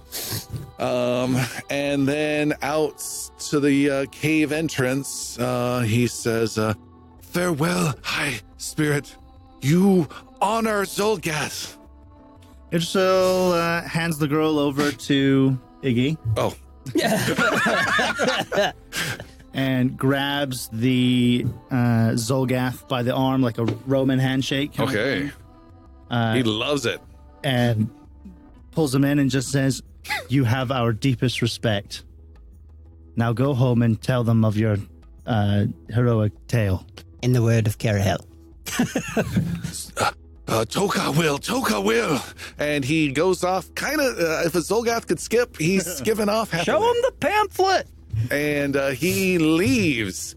You guys are out of the Zolgath cave and are heading towards some sort of path back to Edlan Home, yes? Yeah. Yeah. Yes, trying to get back to the main. All right. Where's Charg at? You get about 20 minutes away from the cave, walking on kind of loose, rocky stone, still with trees around you, though, in the forest. And you can hear the hill giant closing in with thump, thump, thump as he gets closer and closer.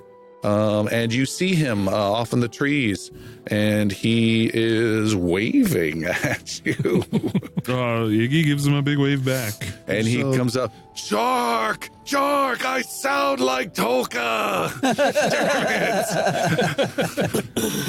How are you, Charg? Jark smash many lizards. So did we. We gotta talk about that. No more smashing lizards. How many you smash? Lots, so many, but no more. Why? We're gonna leave you alone. You have to leave them alone. Smash something else. Why they leave Jark alone? As I asked them to. Make a diplomacy roll. I did ask him. It's gonna be a shit roll here. Oh, 14. 14. Says Jark.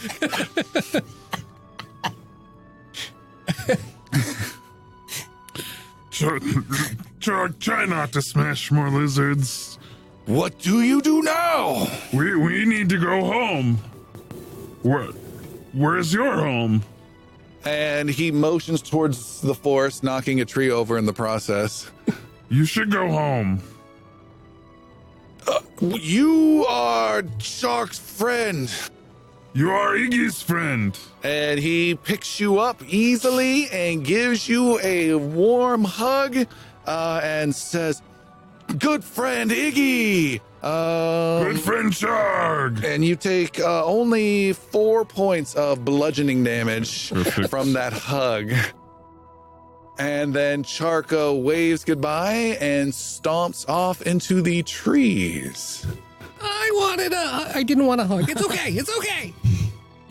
You guys then walk through the forest, heading west towards Edlan Home. Also going to retrieve Edward the horse that Yes. we left. Yes. You have Edward And the if horse. we could put the He's girl not up on even- it if she The girl wants. just goes up on the horse. Oh yeah. What about Mord? Edward the stolen horse. Yeah. Acquisition. Yeah. Yeah, we forgot all about Mord the peasant also recovered. The peasant. Yeah, he's come with you. Okay, great. He'll go to We offered to bring him along. he'll go to Edlan. Home. Zolgath and all. Great.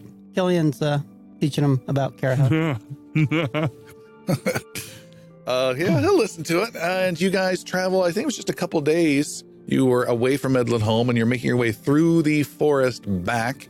I need Killian to make a survival roll just for overall speed. You'll get there, but it's just how long does it take? 23. Wow, okay. You get a good line and are making your way quickly towards Edlan Home.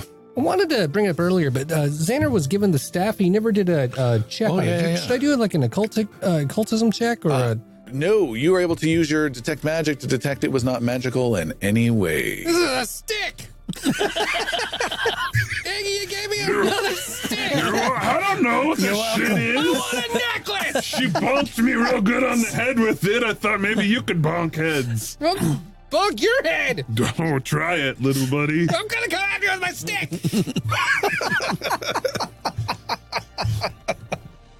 And you guys travel. The sense of the flesh really affected I know. He's a different gnome. Idrisil throws one of the bow necklaces at him. Here, Oh, yeah. take one. As we're walking along, I'm picking up random sticks and shooting them.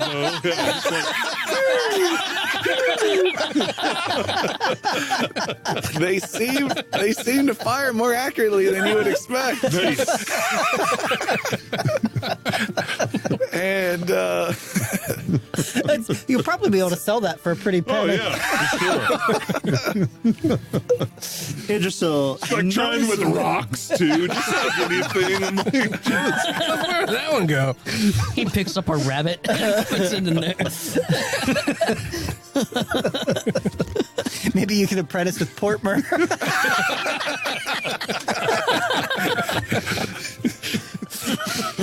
I think Alistair's running this. That was worth All it. I hear is a bunch of jealous twats. I can't roll anything higher than a 5. I roar twice and I might overturn. yes, sir. That 28 points of damage was nothing. I'm sorry.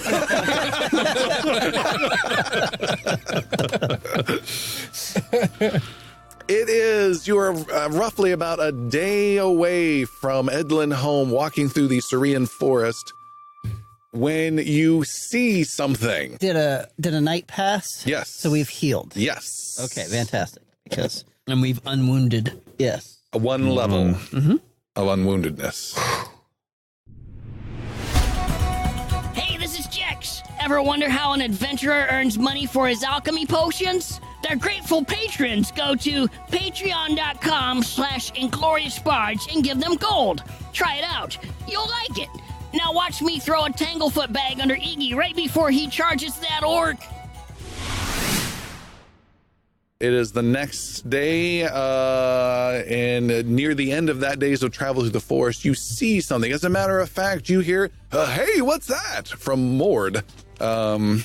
He made a good perception check. Yes, and he points up ahead, and you can see in the woods, there is a little bit of like a hunter's path that you guys have been following. It's not a big road, a little hunter's path.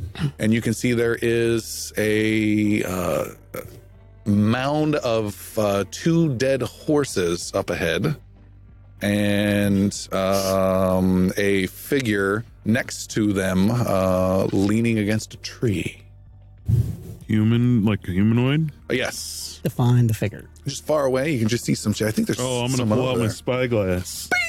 You see there is a very well-dressed, attractive woman in nice green and dark gray layered robes of nobility with great embroidery and all that stuff. And she is leaning on a tree, just like a casual board type stance, facing in your direction. There are 2 dead horses around her and 3 dead men. Has she seen us? You don't know. Let Is he the us, only one that sees that? Yes. What do you say anything? Oh, there's, we might have some trouble ahead. There's a lady, and dead guys and dead horses. Is she dead too? No, she's standing above them, looking very casual. well, let us see what this is about. Really? Because casual around dead things does not feel like that's something we should go near if we could get around it. We're casual around dead things. Well, that's a good point. Well, most of us, you get a little excited. You're a little excited.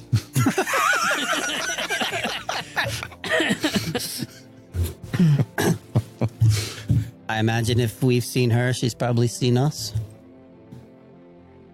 Yeah, let's see what she's about. Do you proceed with caution, though? Okay. 7 of us, there's only 1 of her. You send the Mord and the girl first. Yeah. Lord, go see what this is about. Someone stay back with the girl and the horse. I'll do it. I don't want a third dead horse. Mord, That's fair. Yeah, takes the reins. Mord, the horse, and the girl. Or a dead girl. Mord, be a good guy. You got it, Iggs.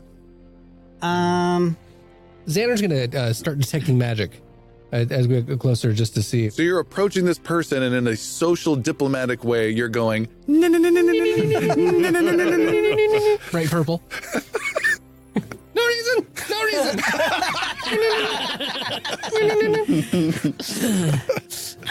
okay.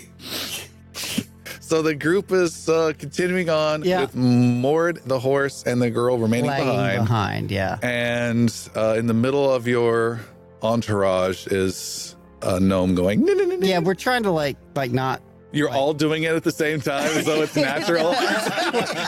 Casual strolling around. Yeah, this is supposed to be Hands up, happening. yeah. No, it's like we're traveling mimes. Is it old or is it? Yeah. He's going, no. I'm going, no. Iggy's going, no. So we're It's a harmonizing. Yeah. We're snapping as we walk down. All right, you approach. The woman sees you coming and still just has this nonchalant leaning back on the tree, as though like she told you to go fetch some milk from the barn and it's been waiting for a little bit too long, type of a vibe. Are the horses like in the middle of the blocking the road? Come on, boy. I'm off to the. They are slightly off to the side. One of the bodies is in the middle of the road, and one of the bodies is near the horses, and one of the bodies is further away in the woods. Killian O'Haler, hail traveler. It seems like you handled some trouble here. Yes, indeed, and maybe the third time is charm. You detect magic, she says. Xander puts his hands down. The gnome's a bit weird. You're a bit weird. Iggy wants to go over to the horses and the men and see like how they were killed. Okay. Iggy, you go over there. She, as you start moving close, she rises from off the tree and puts her hands at her side. We do not intend you any harm. Yeah, forgive my friend. His flesh just ascended. That's why he's purple right now.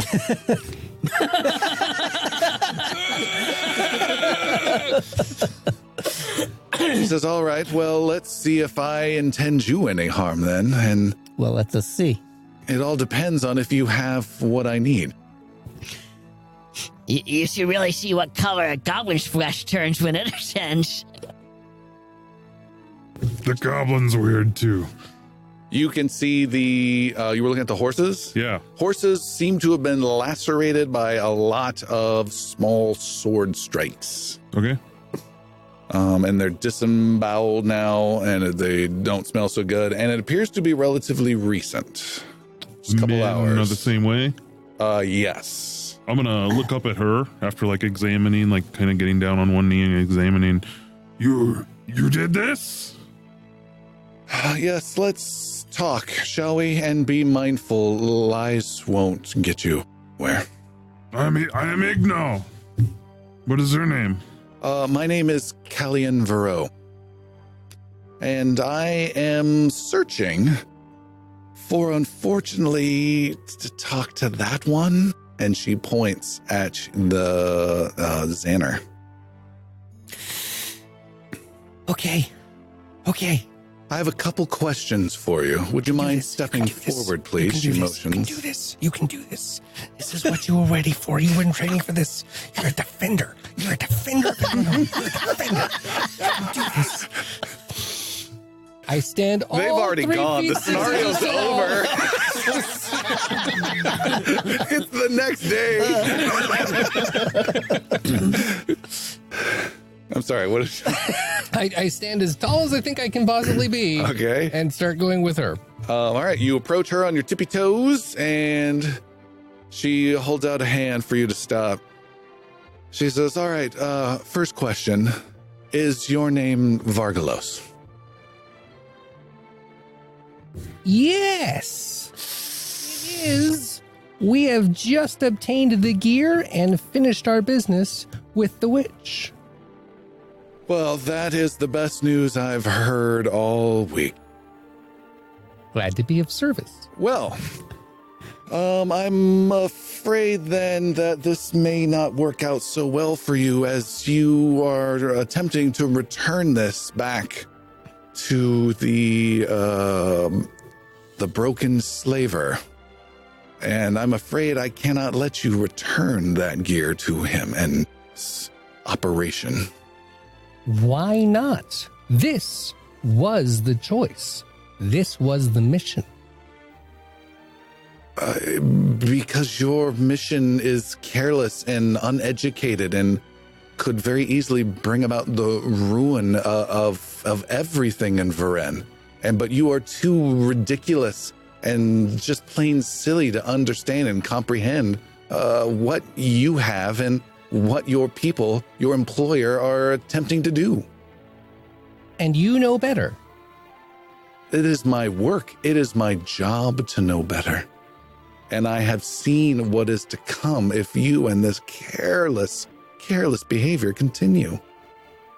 What would you have me do? First, I would like you to carefully show me the master gear and place it on the ground. Jix wants to kind of sneak off out of view. Okay. Make a reflex saving throw. She throws out a hand at Jix. What is my roof? Okay. 21. 21. A lot of dice. Jix, you get hit and slammed and sent flying 30, 40, 50, 60 feet horizontally through the air and hit a tree and just go tumbling through into leaves. And it was 13 points of blunt damage that you take. That's fine.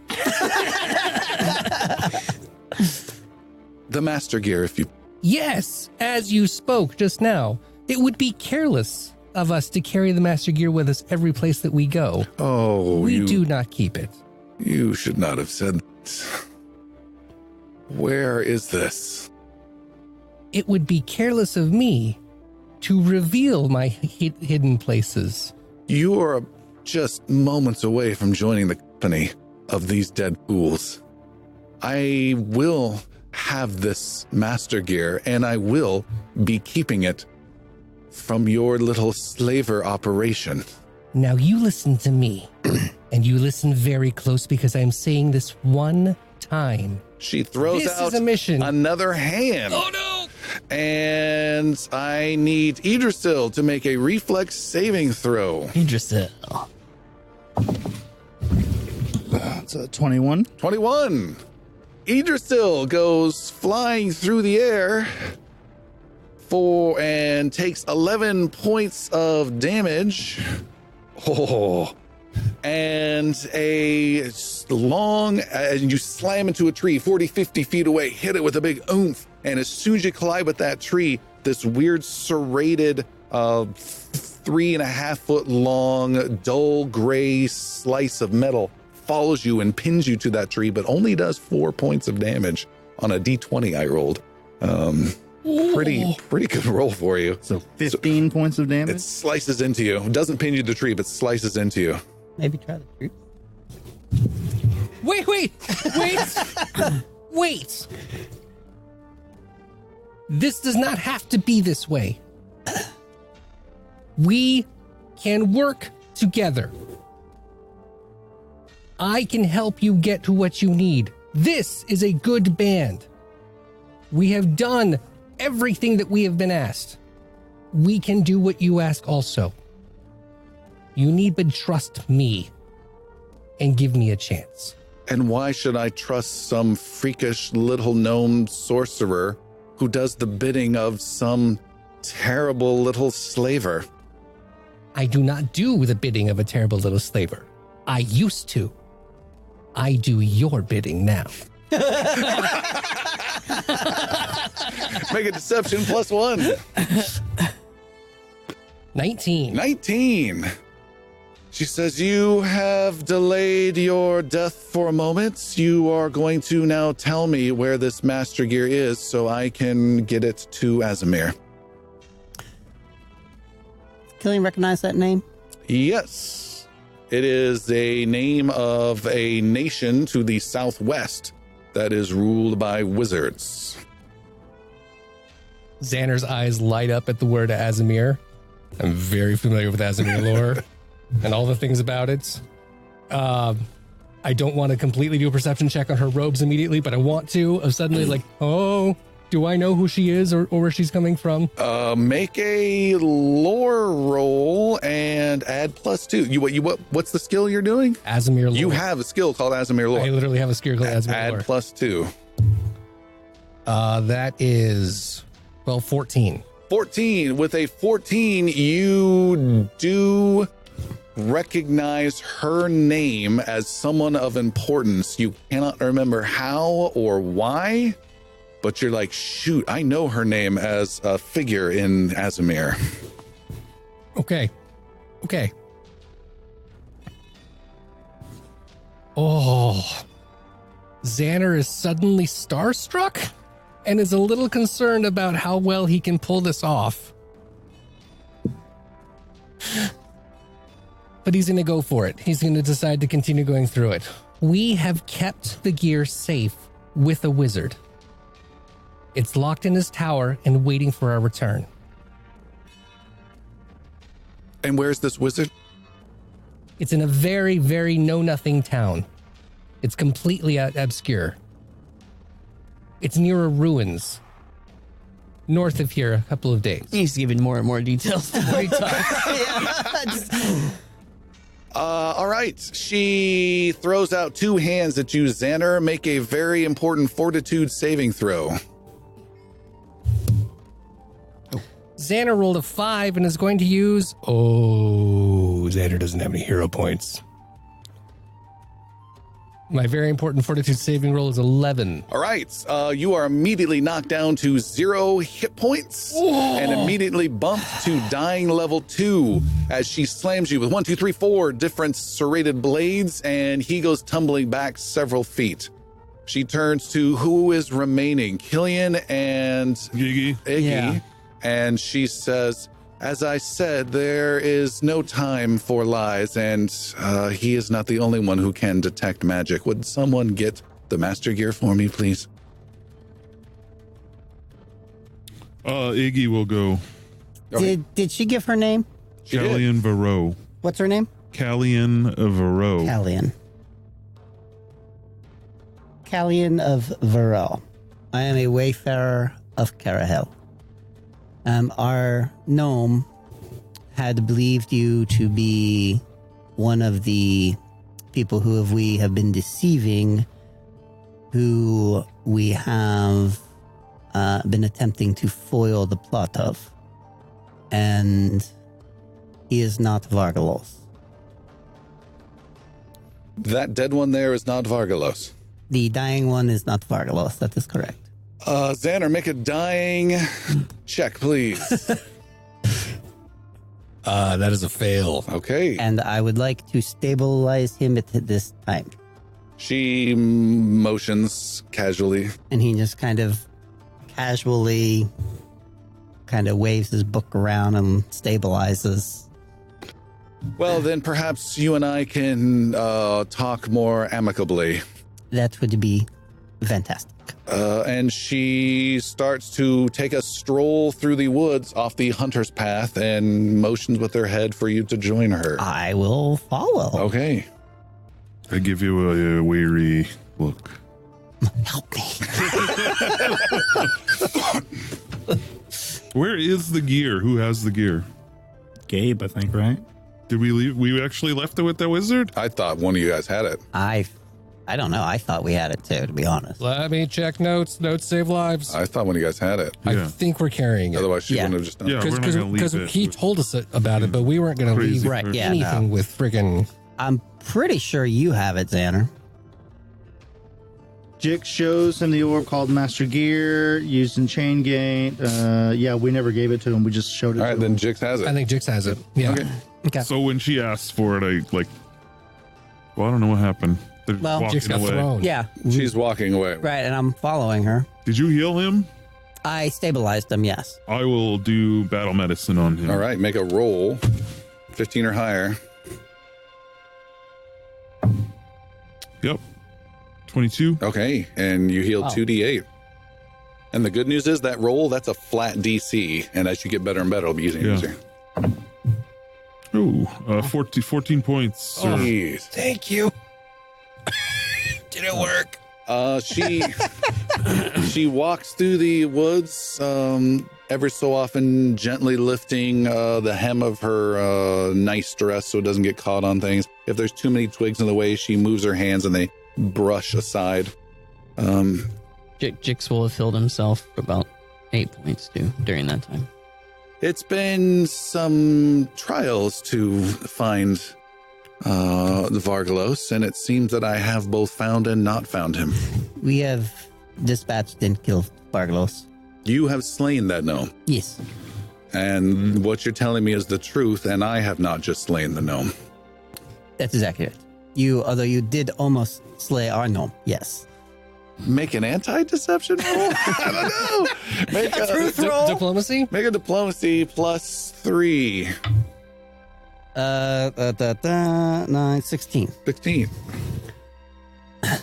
And why did you slay? How are you involved? A priest of Carahel. Vargalos had intended to. He was causing trouble at the town named Bottom Hill, and it is something that I am charged with some defense of. And those are my companions and friends, and we went to go in search of that. And Vargalos was there causing trouble, and now he is dead. You have a funny way of defending a place as it is now overrun. Yes, there have been some complications since that time. And when acquiring the master gear sometime past, there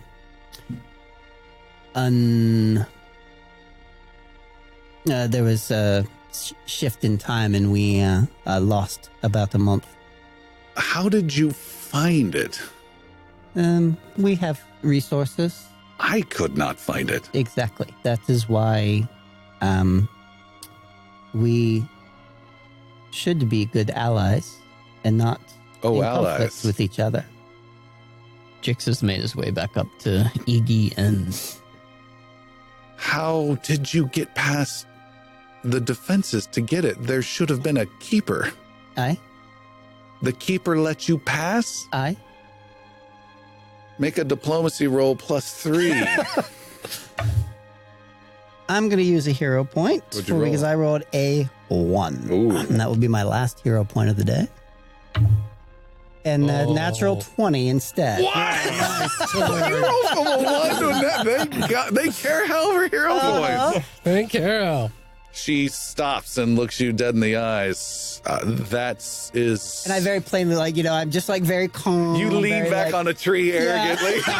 No, not arrogantly, but I'm obviously look, I'm being clean with you here. I'm trying to really exude the truth and honesty and, the virtues of Carahel in this moment. I am very impressed, priest. That shows your true character. I doubt the keeper would have let the likes of me past. This is an interesting change. What are your intentions? Our intentions are to protect the realm and to prevent any harm to come from it. And from our understanding, it is some sort of portal device, and it could lead to good or ill. So until we are able to either use it in a capacity for good or dispose of it in a proper way, our intention is to keep it safe and keep it away from any that might harm or otherwise bring ruin or ill That to the realm. is the challenge. That's the challenge that I have faced. I spend my time researching and understanding what is going on between worlds is my forte. And I have detected a chain gate that has been activated and gated, and it is within Bottom Hill. And it seems that all they are missing is a master gear to finalize its construction. They could operate it now with great magical energy and great expense, but the master gear makes it a non-issue entirely. I've been able to figure out who is trying to set up this chain gate here at Bottom Hill. I've also been able to divine who is trying to come through Oh, I know this. the chain gate. I know this. He checks his notes furiously. Oh, God. I've been taking terrible notes. He's just going through his book. It's the Golden Man. Yes. Oh, God. Kohler. Caller. Color. Color. It's like color, C-U-L-L-E-R, color. Kohler. A man named Kohler has been at least somewhat responsible for some of this.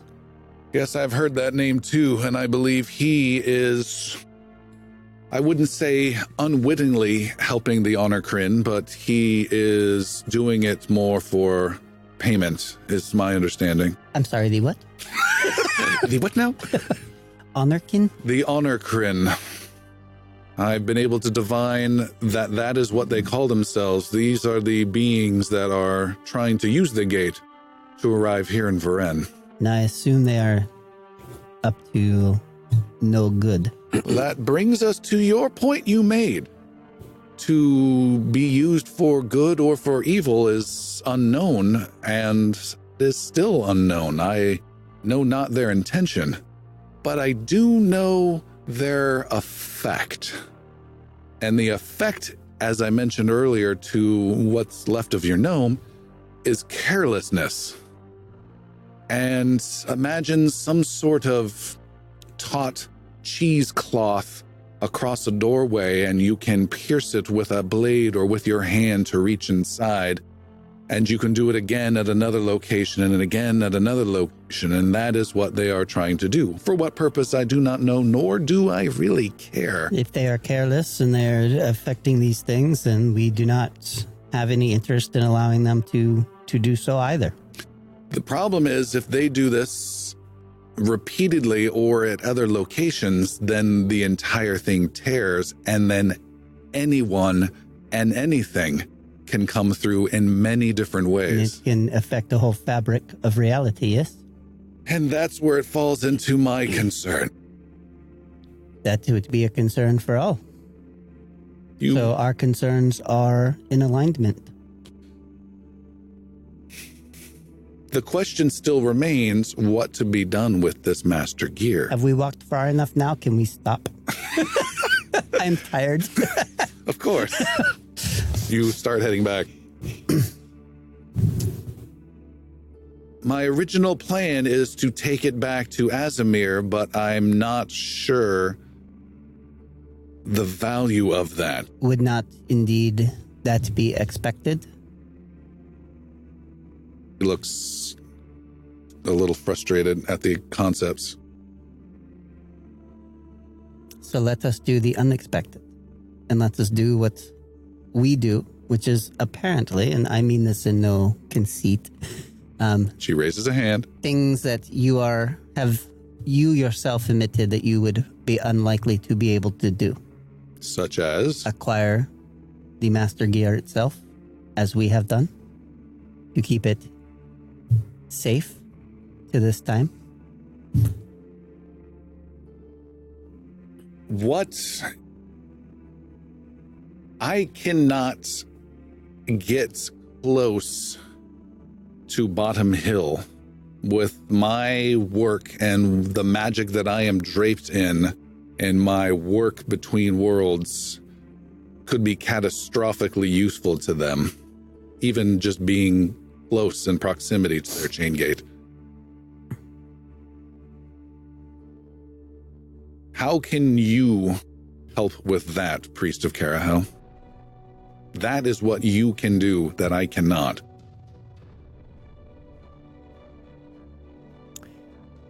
Well, we can continue to disrupt and affect the operations of those who have been working to create and acquire this master gear, which they would potentially already have if it was not for our actions. There are plenty there. They have slaves, they have guards.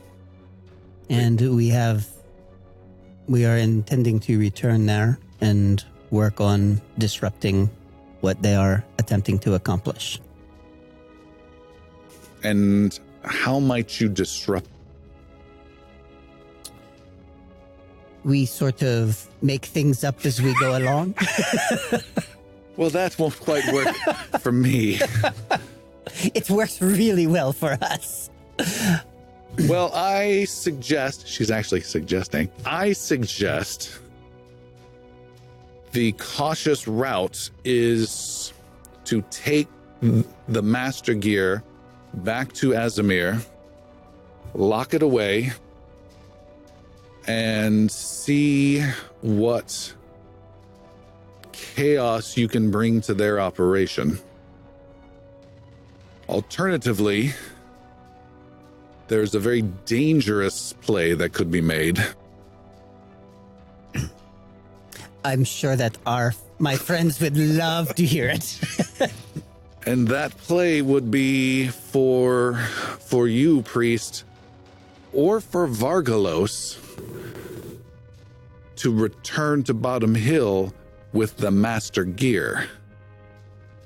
The master gear attached to the chain gate could be destroyed rather easily.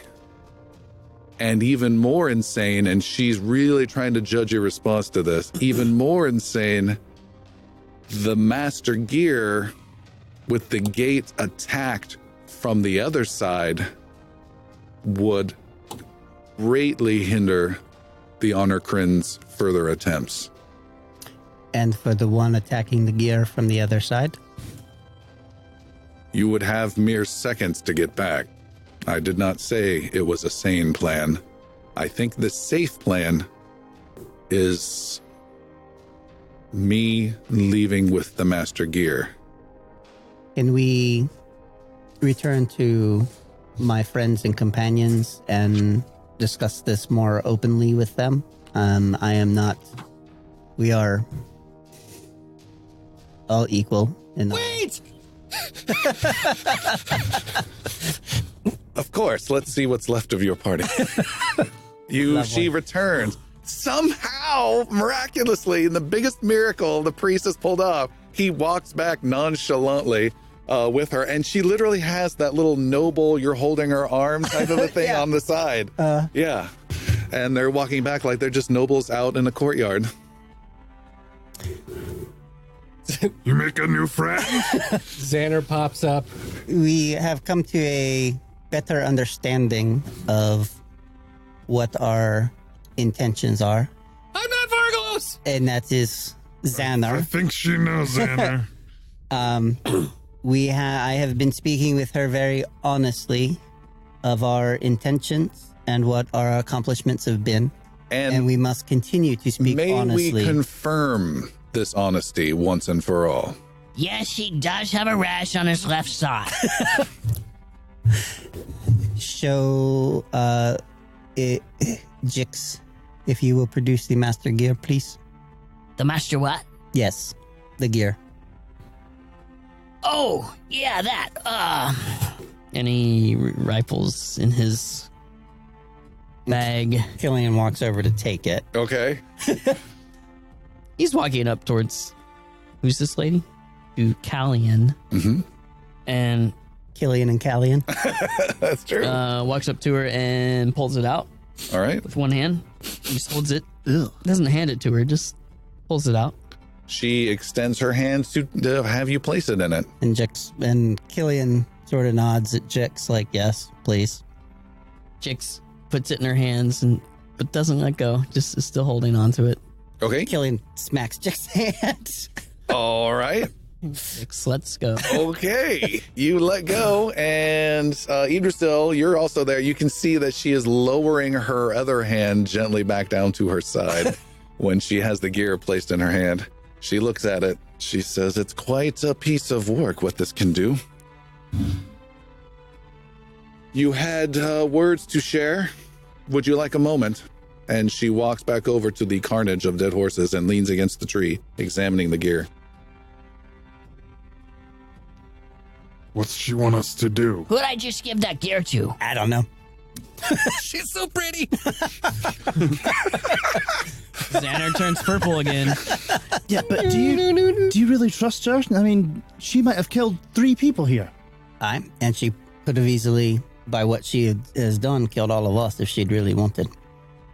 Oh, she does. I don't know about She did. easily, but she could have had a go at it. I died. She knocked you back 60 feet. I died. It would not have been. You went further than She is. than the goblin. I died. You're not dead anymore. She is one of the wizards of Azamir, and they are building a chain gate at the bottom hill, and this is the master gear to get it to activate. There are something called the Honorkin, who are careless beings who are trying to come through into Azamir, whose intentions are unknown. But we have some options. The safe play, as she said, would be to allow the gear to be taken to Azamir and locked up. Or we can be bold and careless and rash. And That one. yeah, I kind of figured. And You don't want to hear the ramifications. Well, you just handed her the damn thing, so we're not getting it back. We might as well. she will likely give it back. I have faith that she will return it to us, whatever our decision is. But that would be to use the master gear to activate the chain gate, to travel to the other side of it, What? and disrupt the chain gate from that What side. does disrupt mean? Destroy. So we go to the other side, destroy it. How do we get back here? How do we get back home? We would have moments, as she said, to return to our side of reality.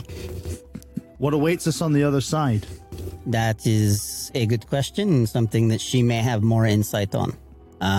I, of course, told her we must discuss this amongst ourselves and make a decision as such. Can we destroy the gate without the gear from this side? It is possible that we could disrupt their operations, but it would be more difficult without the gear, but it would also be more difficult for them to achieve their ends without the gear as well. So it is kind of a double-edged sword, as you would say. I Can we think have- if the sword was not double-edged, it'd be called knife. Or it could be a cutlass, or a rapier, or, Okay. Jeez. or a scimitar. Well, didn't Many we just weapons are try to single. steal this entire process to not let the chain gate happen? I just told her I was Vargalos. That's- Aren't we trying to stop the color light guy? Yeah, thanks for lying to her, by the way. I was very good at lying. No, you wouldn't. I got knocked back 105 feet. She just hears arguing and smiles. Killian just puts his hand down, like in his hands. Oh God. Let us discuss these matters with her. She is. I don't think there's any use for deception at this point with her, and I'll kind of. Kellyanne, if you may return, please. We would appreciate your presence. She walks over. And Killian She walks human? over beside her. Xander starts smoothing his She hair. is a human, yes. Oh my god. We Kind of reaches out. For the gear, she does not hand it back. Told you. we do have more questions, of course. My companions have brought up good points and good questions to ask. Ask away. This is far more pleasant than the last group, she says, motioning to the dead people. Who are those dead guys? People that I thought had a gnome or knew who Vargalos would be. They did So not. you kill first and ask questions later? That has been my modus operandi, yes. How's that working for you? So far, I've got the gear. Jix, be quiet. Yeah. She's got a point. I want to apologize. We've encountered a lot of dangers.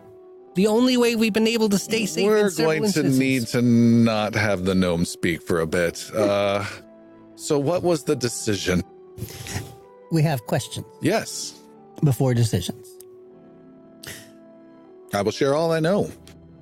Is there You can any whisper your questions to me, Xana. Is there any type of assurance on what awaits us on the other side of that portal? Oh, gods, no.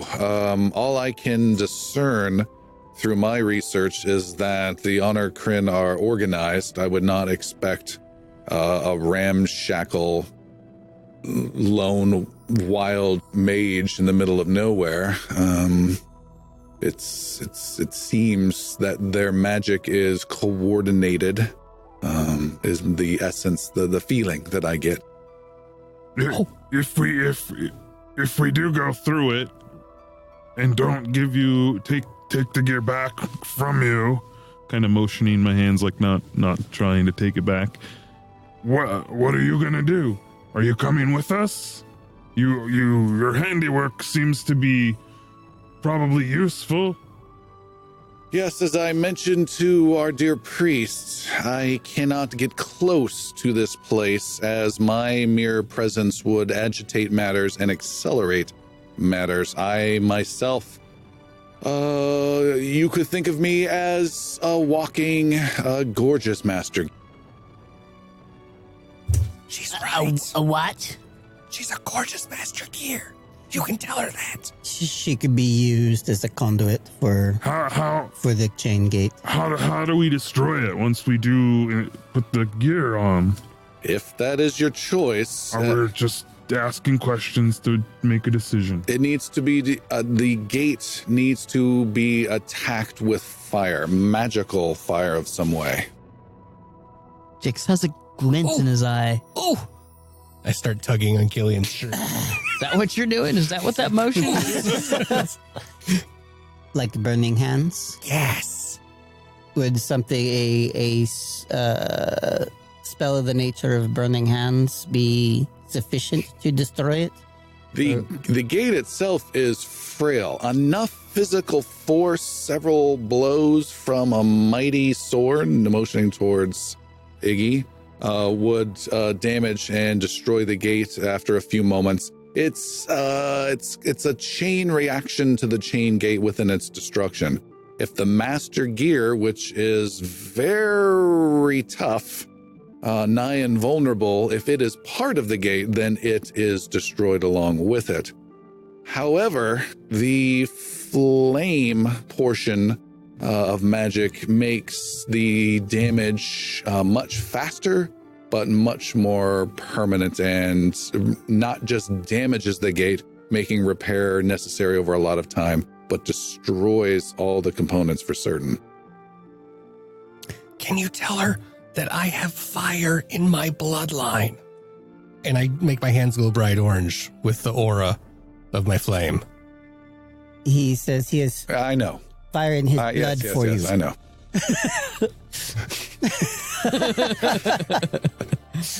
Jazz hands. Jazz hands. In this, perhaps, and I turn to address the group and not Callian. Perhaps caution is the better path here.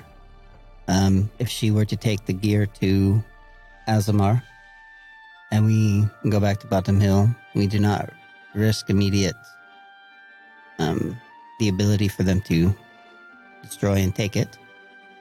As a thought. AKA, we might not be level enough to do this yet. Xander literally grabs your arm this time. Not shirt, actually grab it. I need to prove myself. This is something we can do. We are defenders of Edlan Home. We should be defenders of all of Varen. It is. We can do this.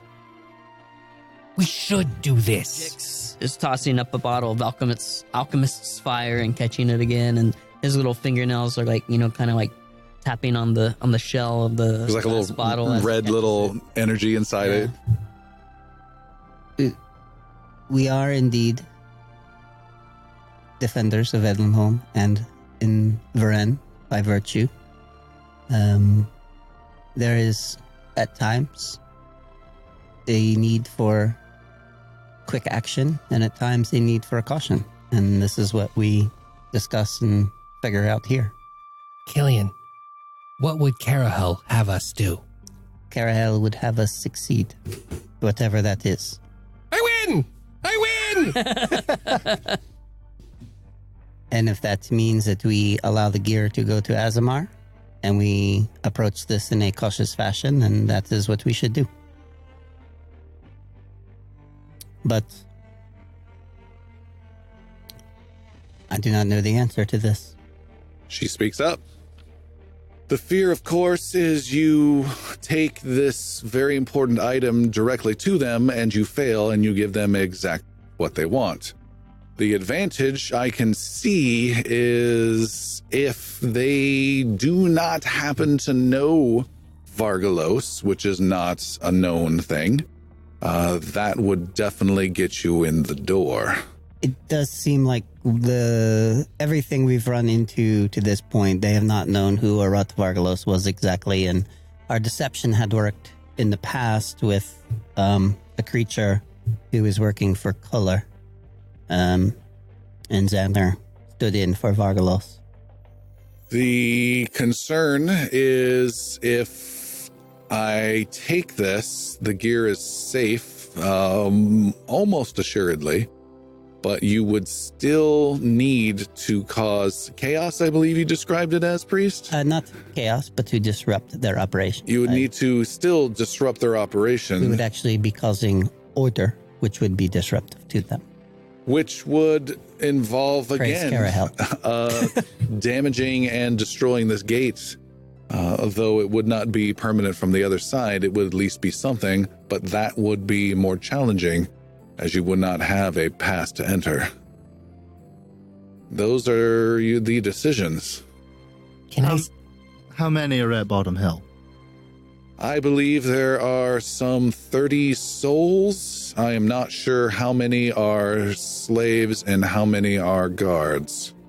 So stealth and deception would be our keys. I have one thing to say. May I? She sighs. When we first sought the Master Gear, there was a defender of it, a keeper. He would not accept that I was a Vargalos, nor would he allow us any passage to it whatsoever. We informed the keeper, truthfully, honestly, that we are defenders of Edlan Home. We are champions of Varen. He let us pass. We have the Master Gear. I tell you now, true. We are still defenders of Edlan Home. We will be champions of Varen. We will solve this problem and save the day. With that, Priest, I respect your judgment, and I respect that you speak on behalf of your group. So let us have your answer. Which of these two paths will we take? And we'll stop there for tonight. Nice.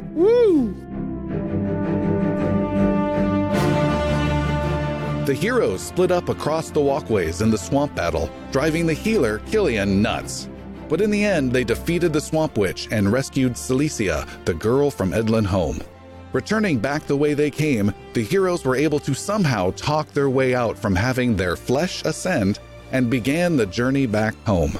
Thank you to Tim, Chris, Seth, Alistair, and Jeremy. If you enjoyed the show, consider dropping by patreon.com/ingloriousbards. There you'll find tons of after-show content, character leveling audio, access maps, and tons more with your support. What will the heroes decide to do with the Master Gear? Leave it to the mages of Azamir, or take it themselves to destroy the Chain Gate? Until next time.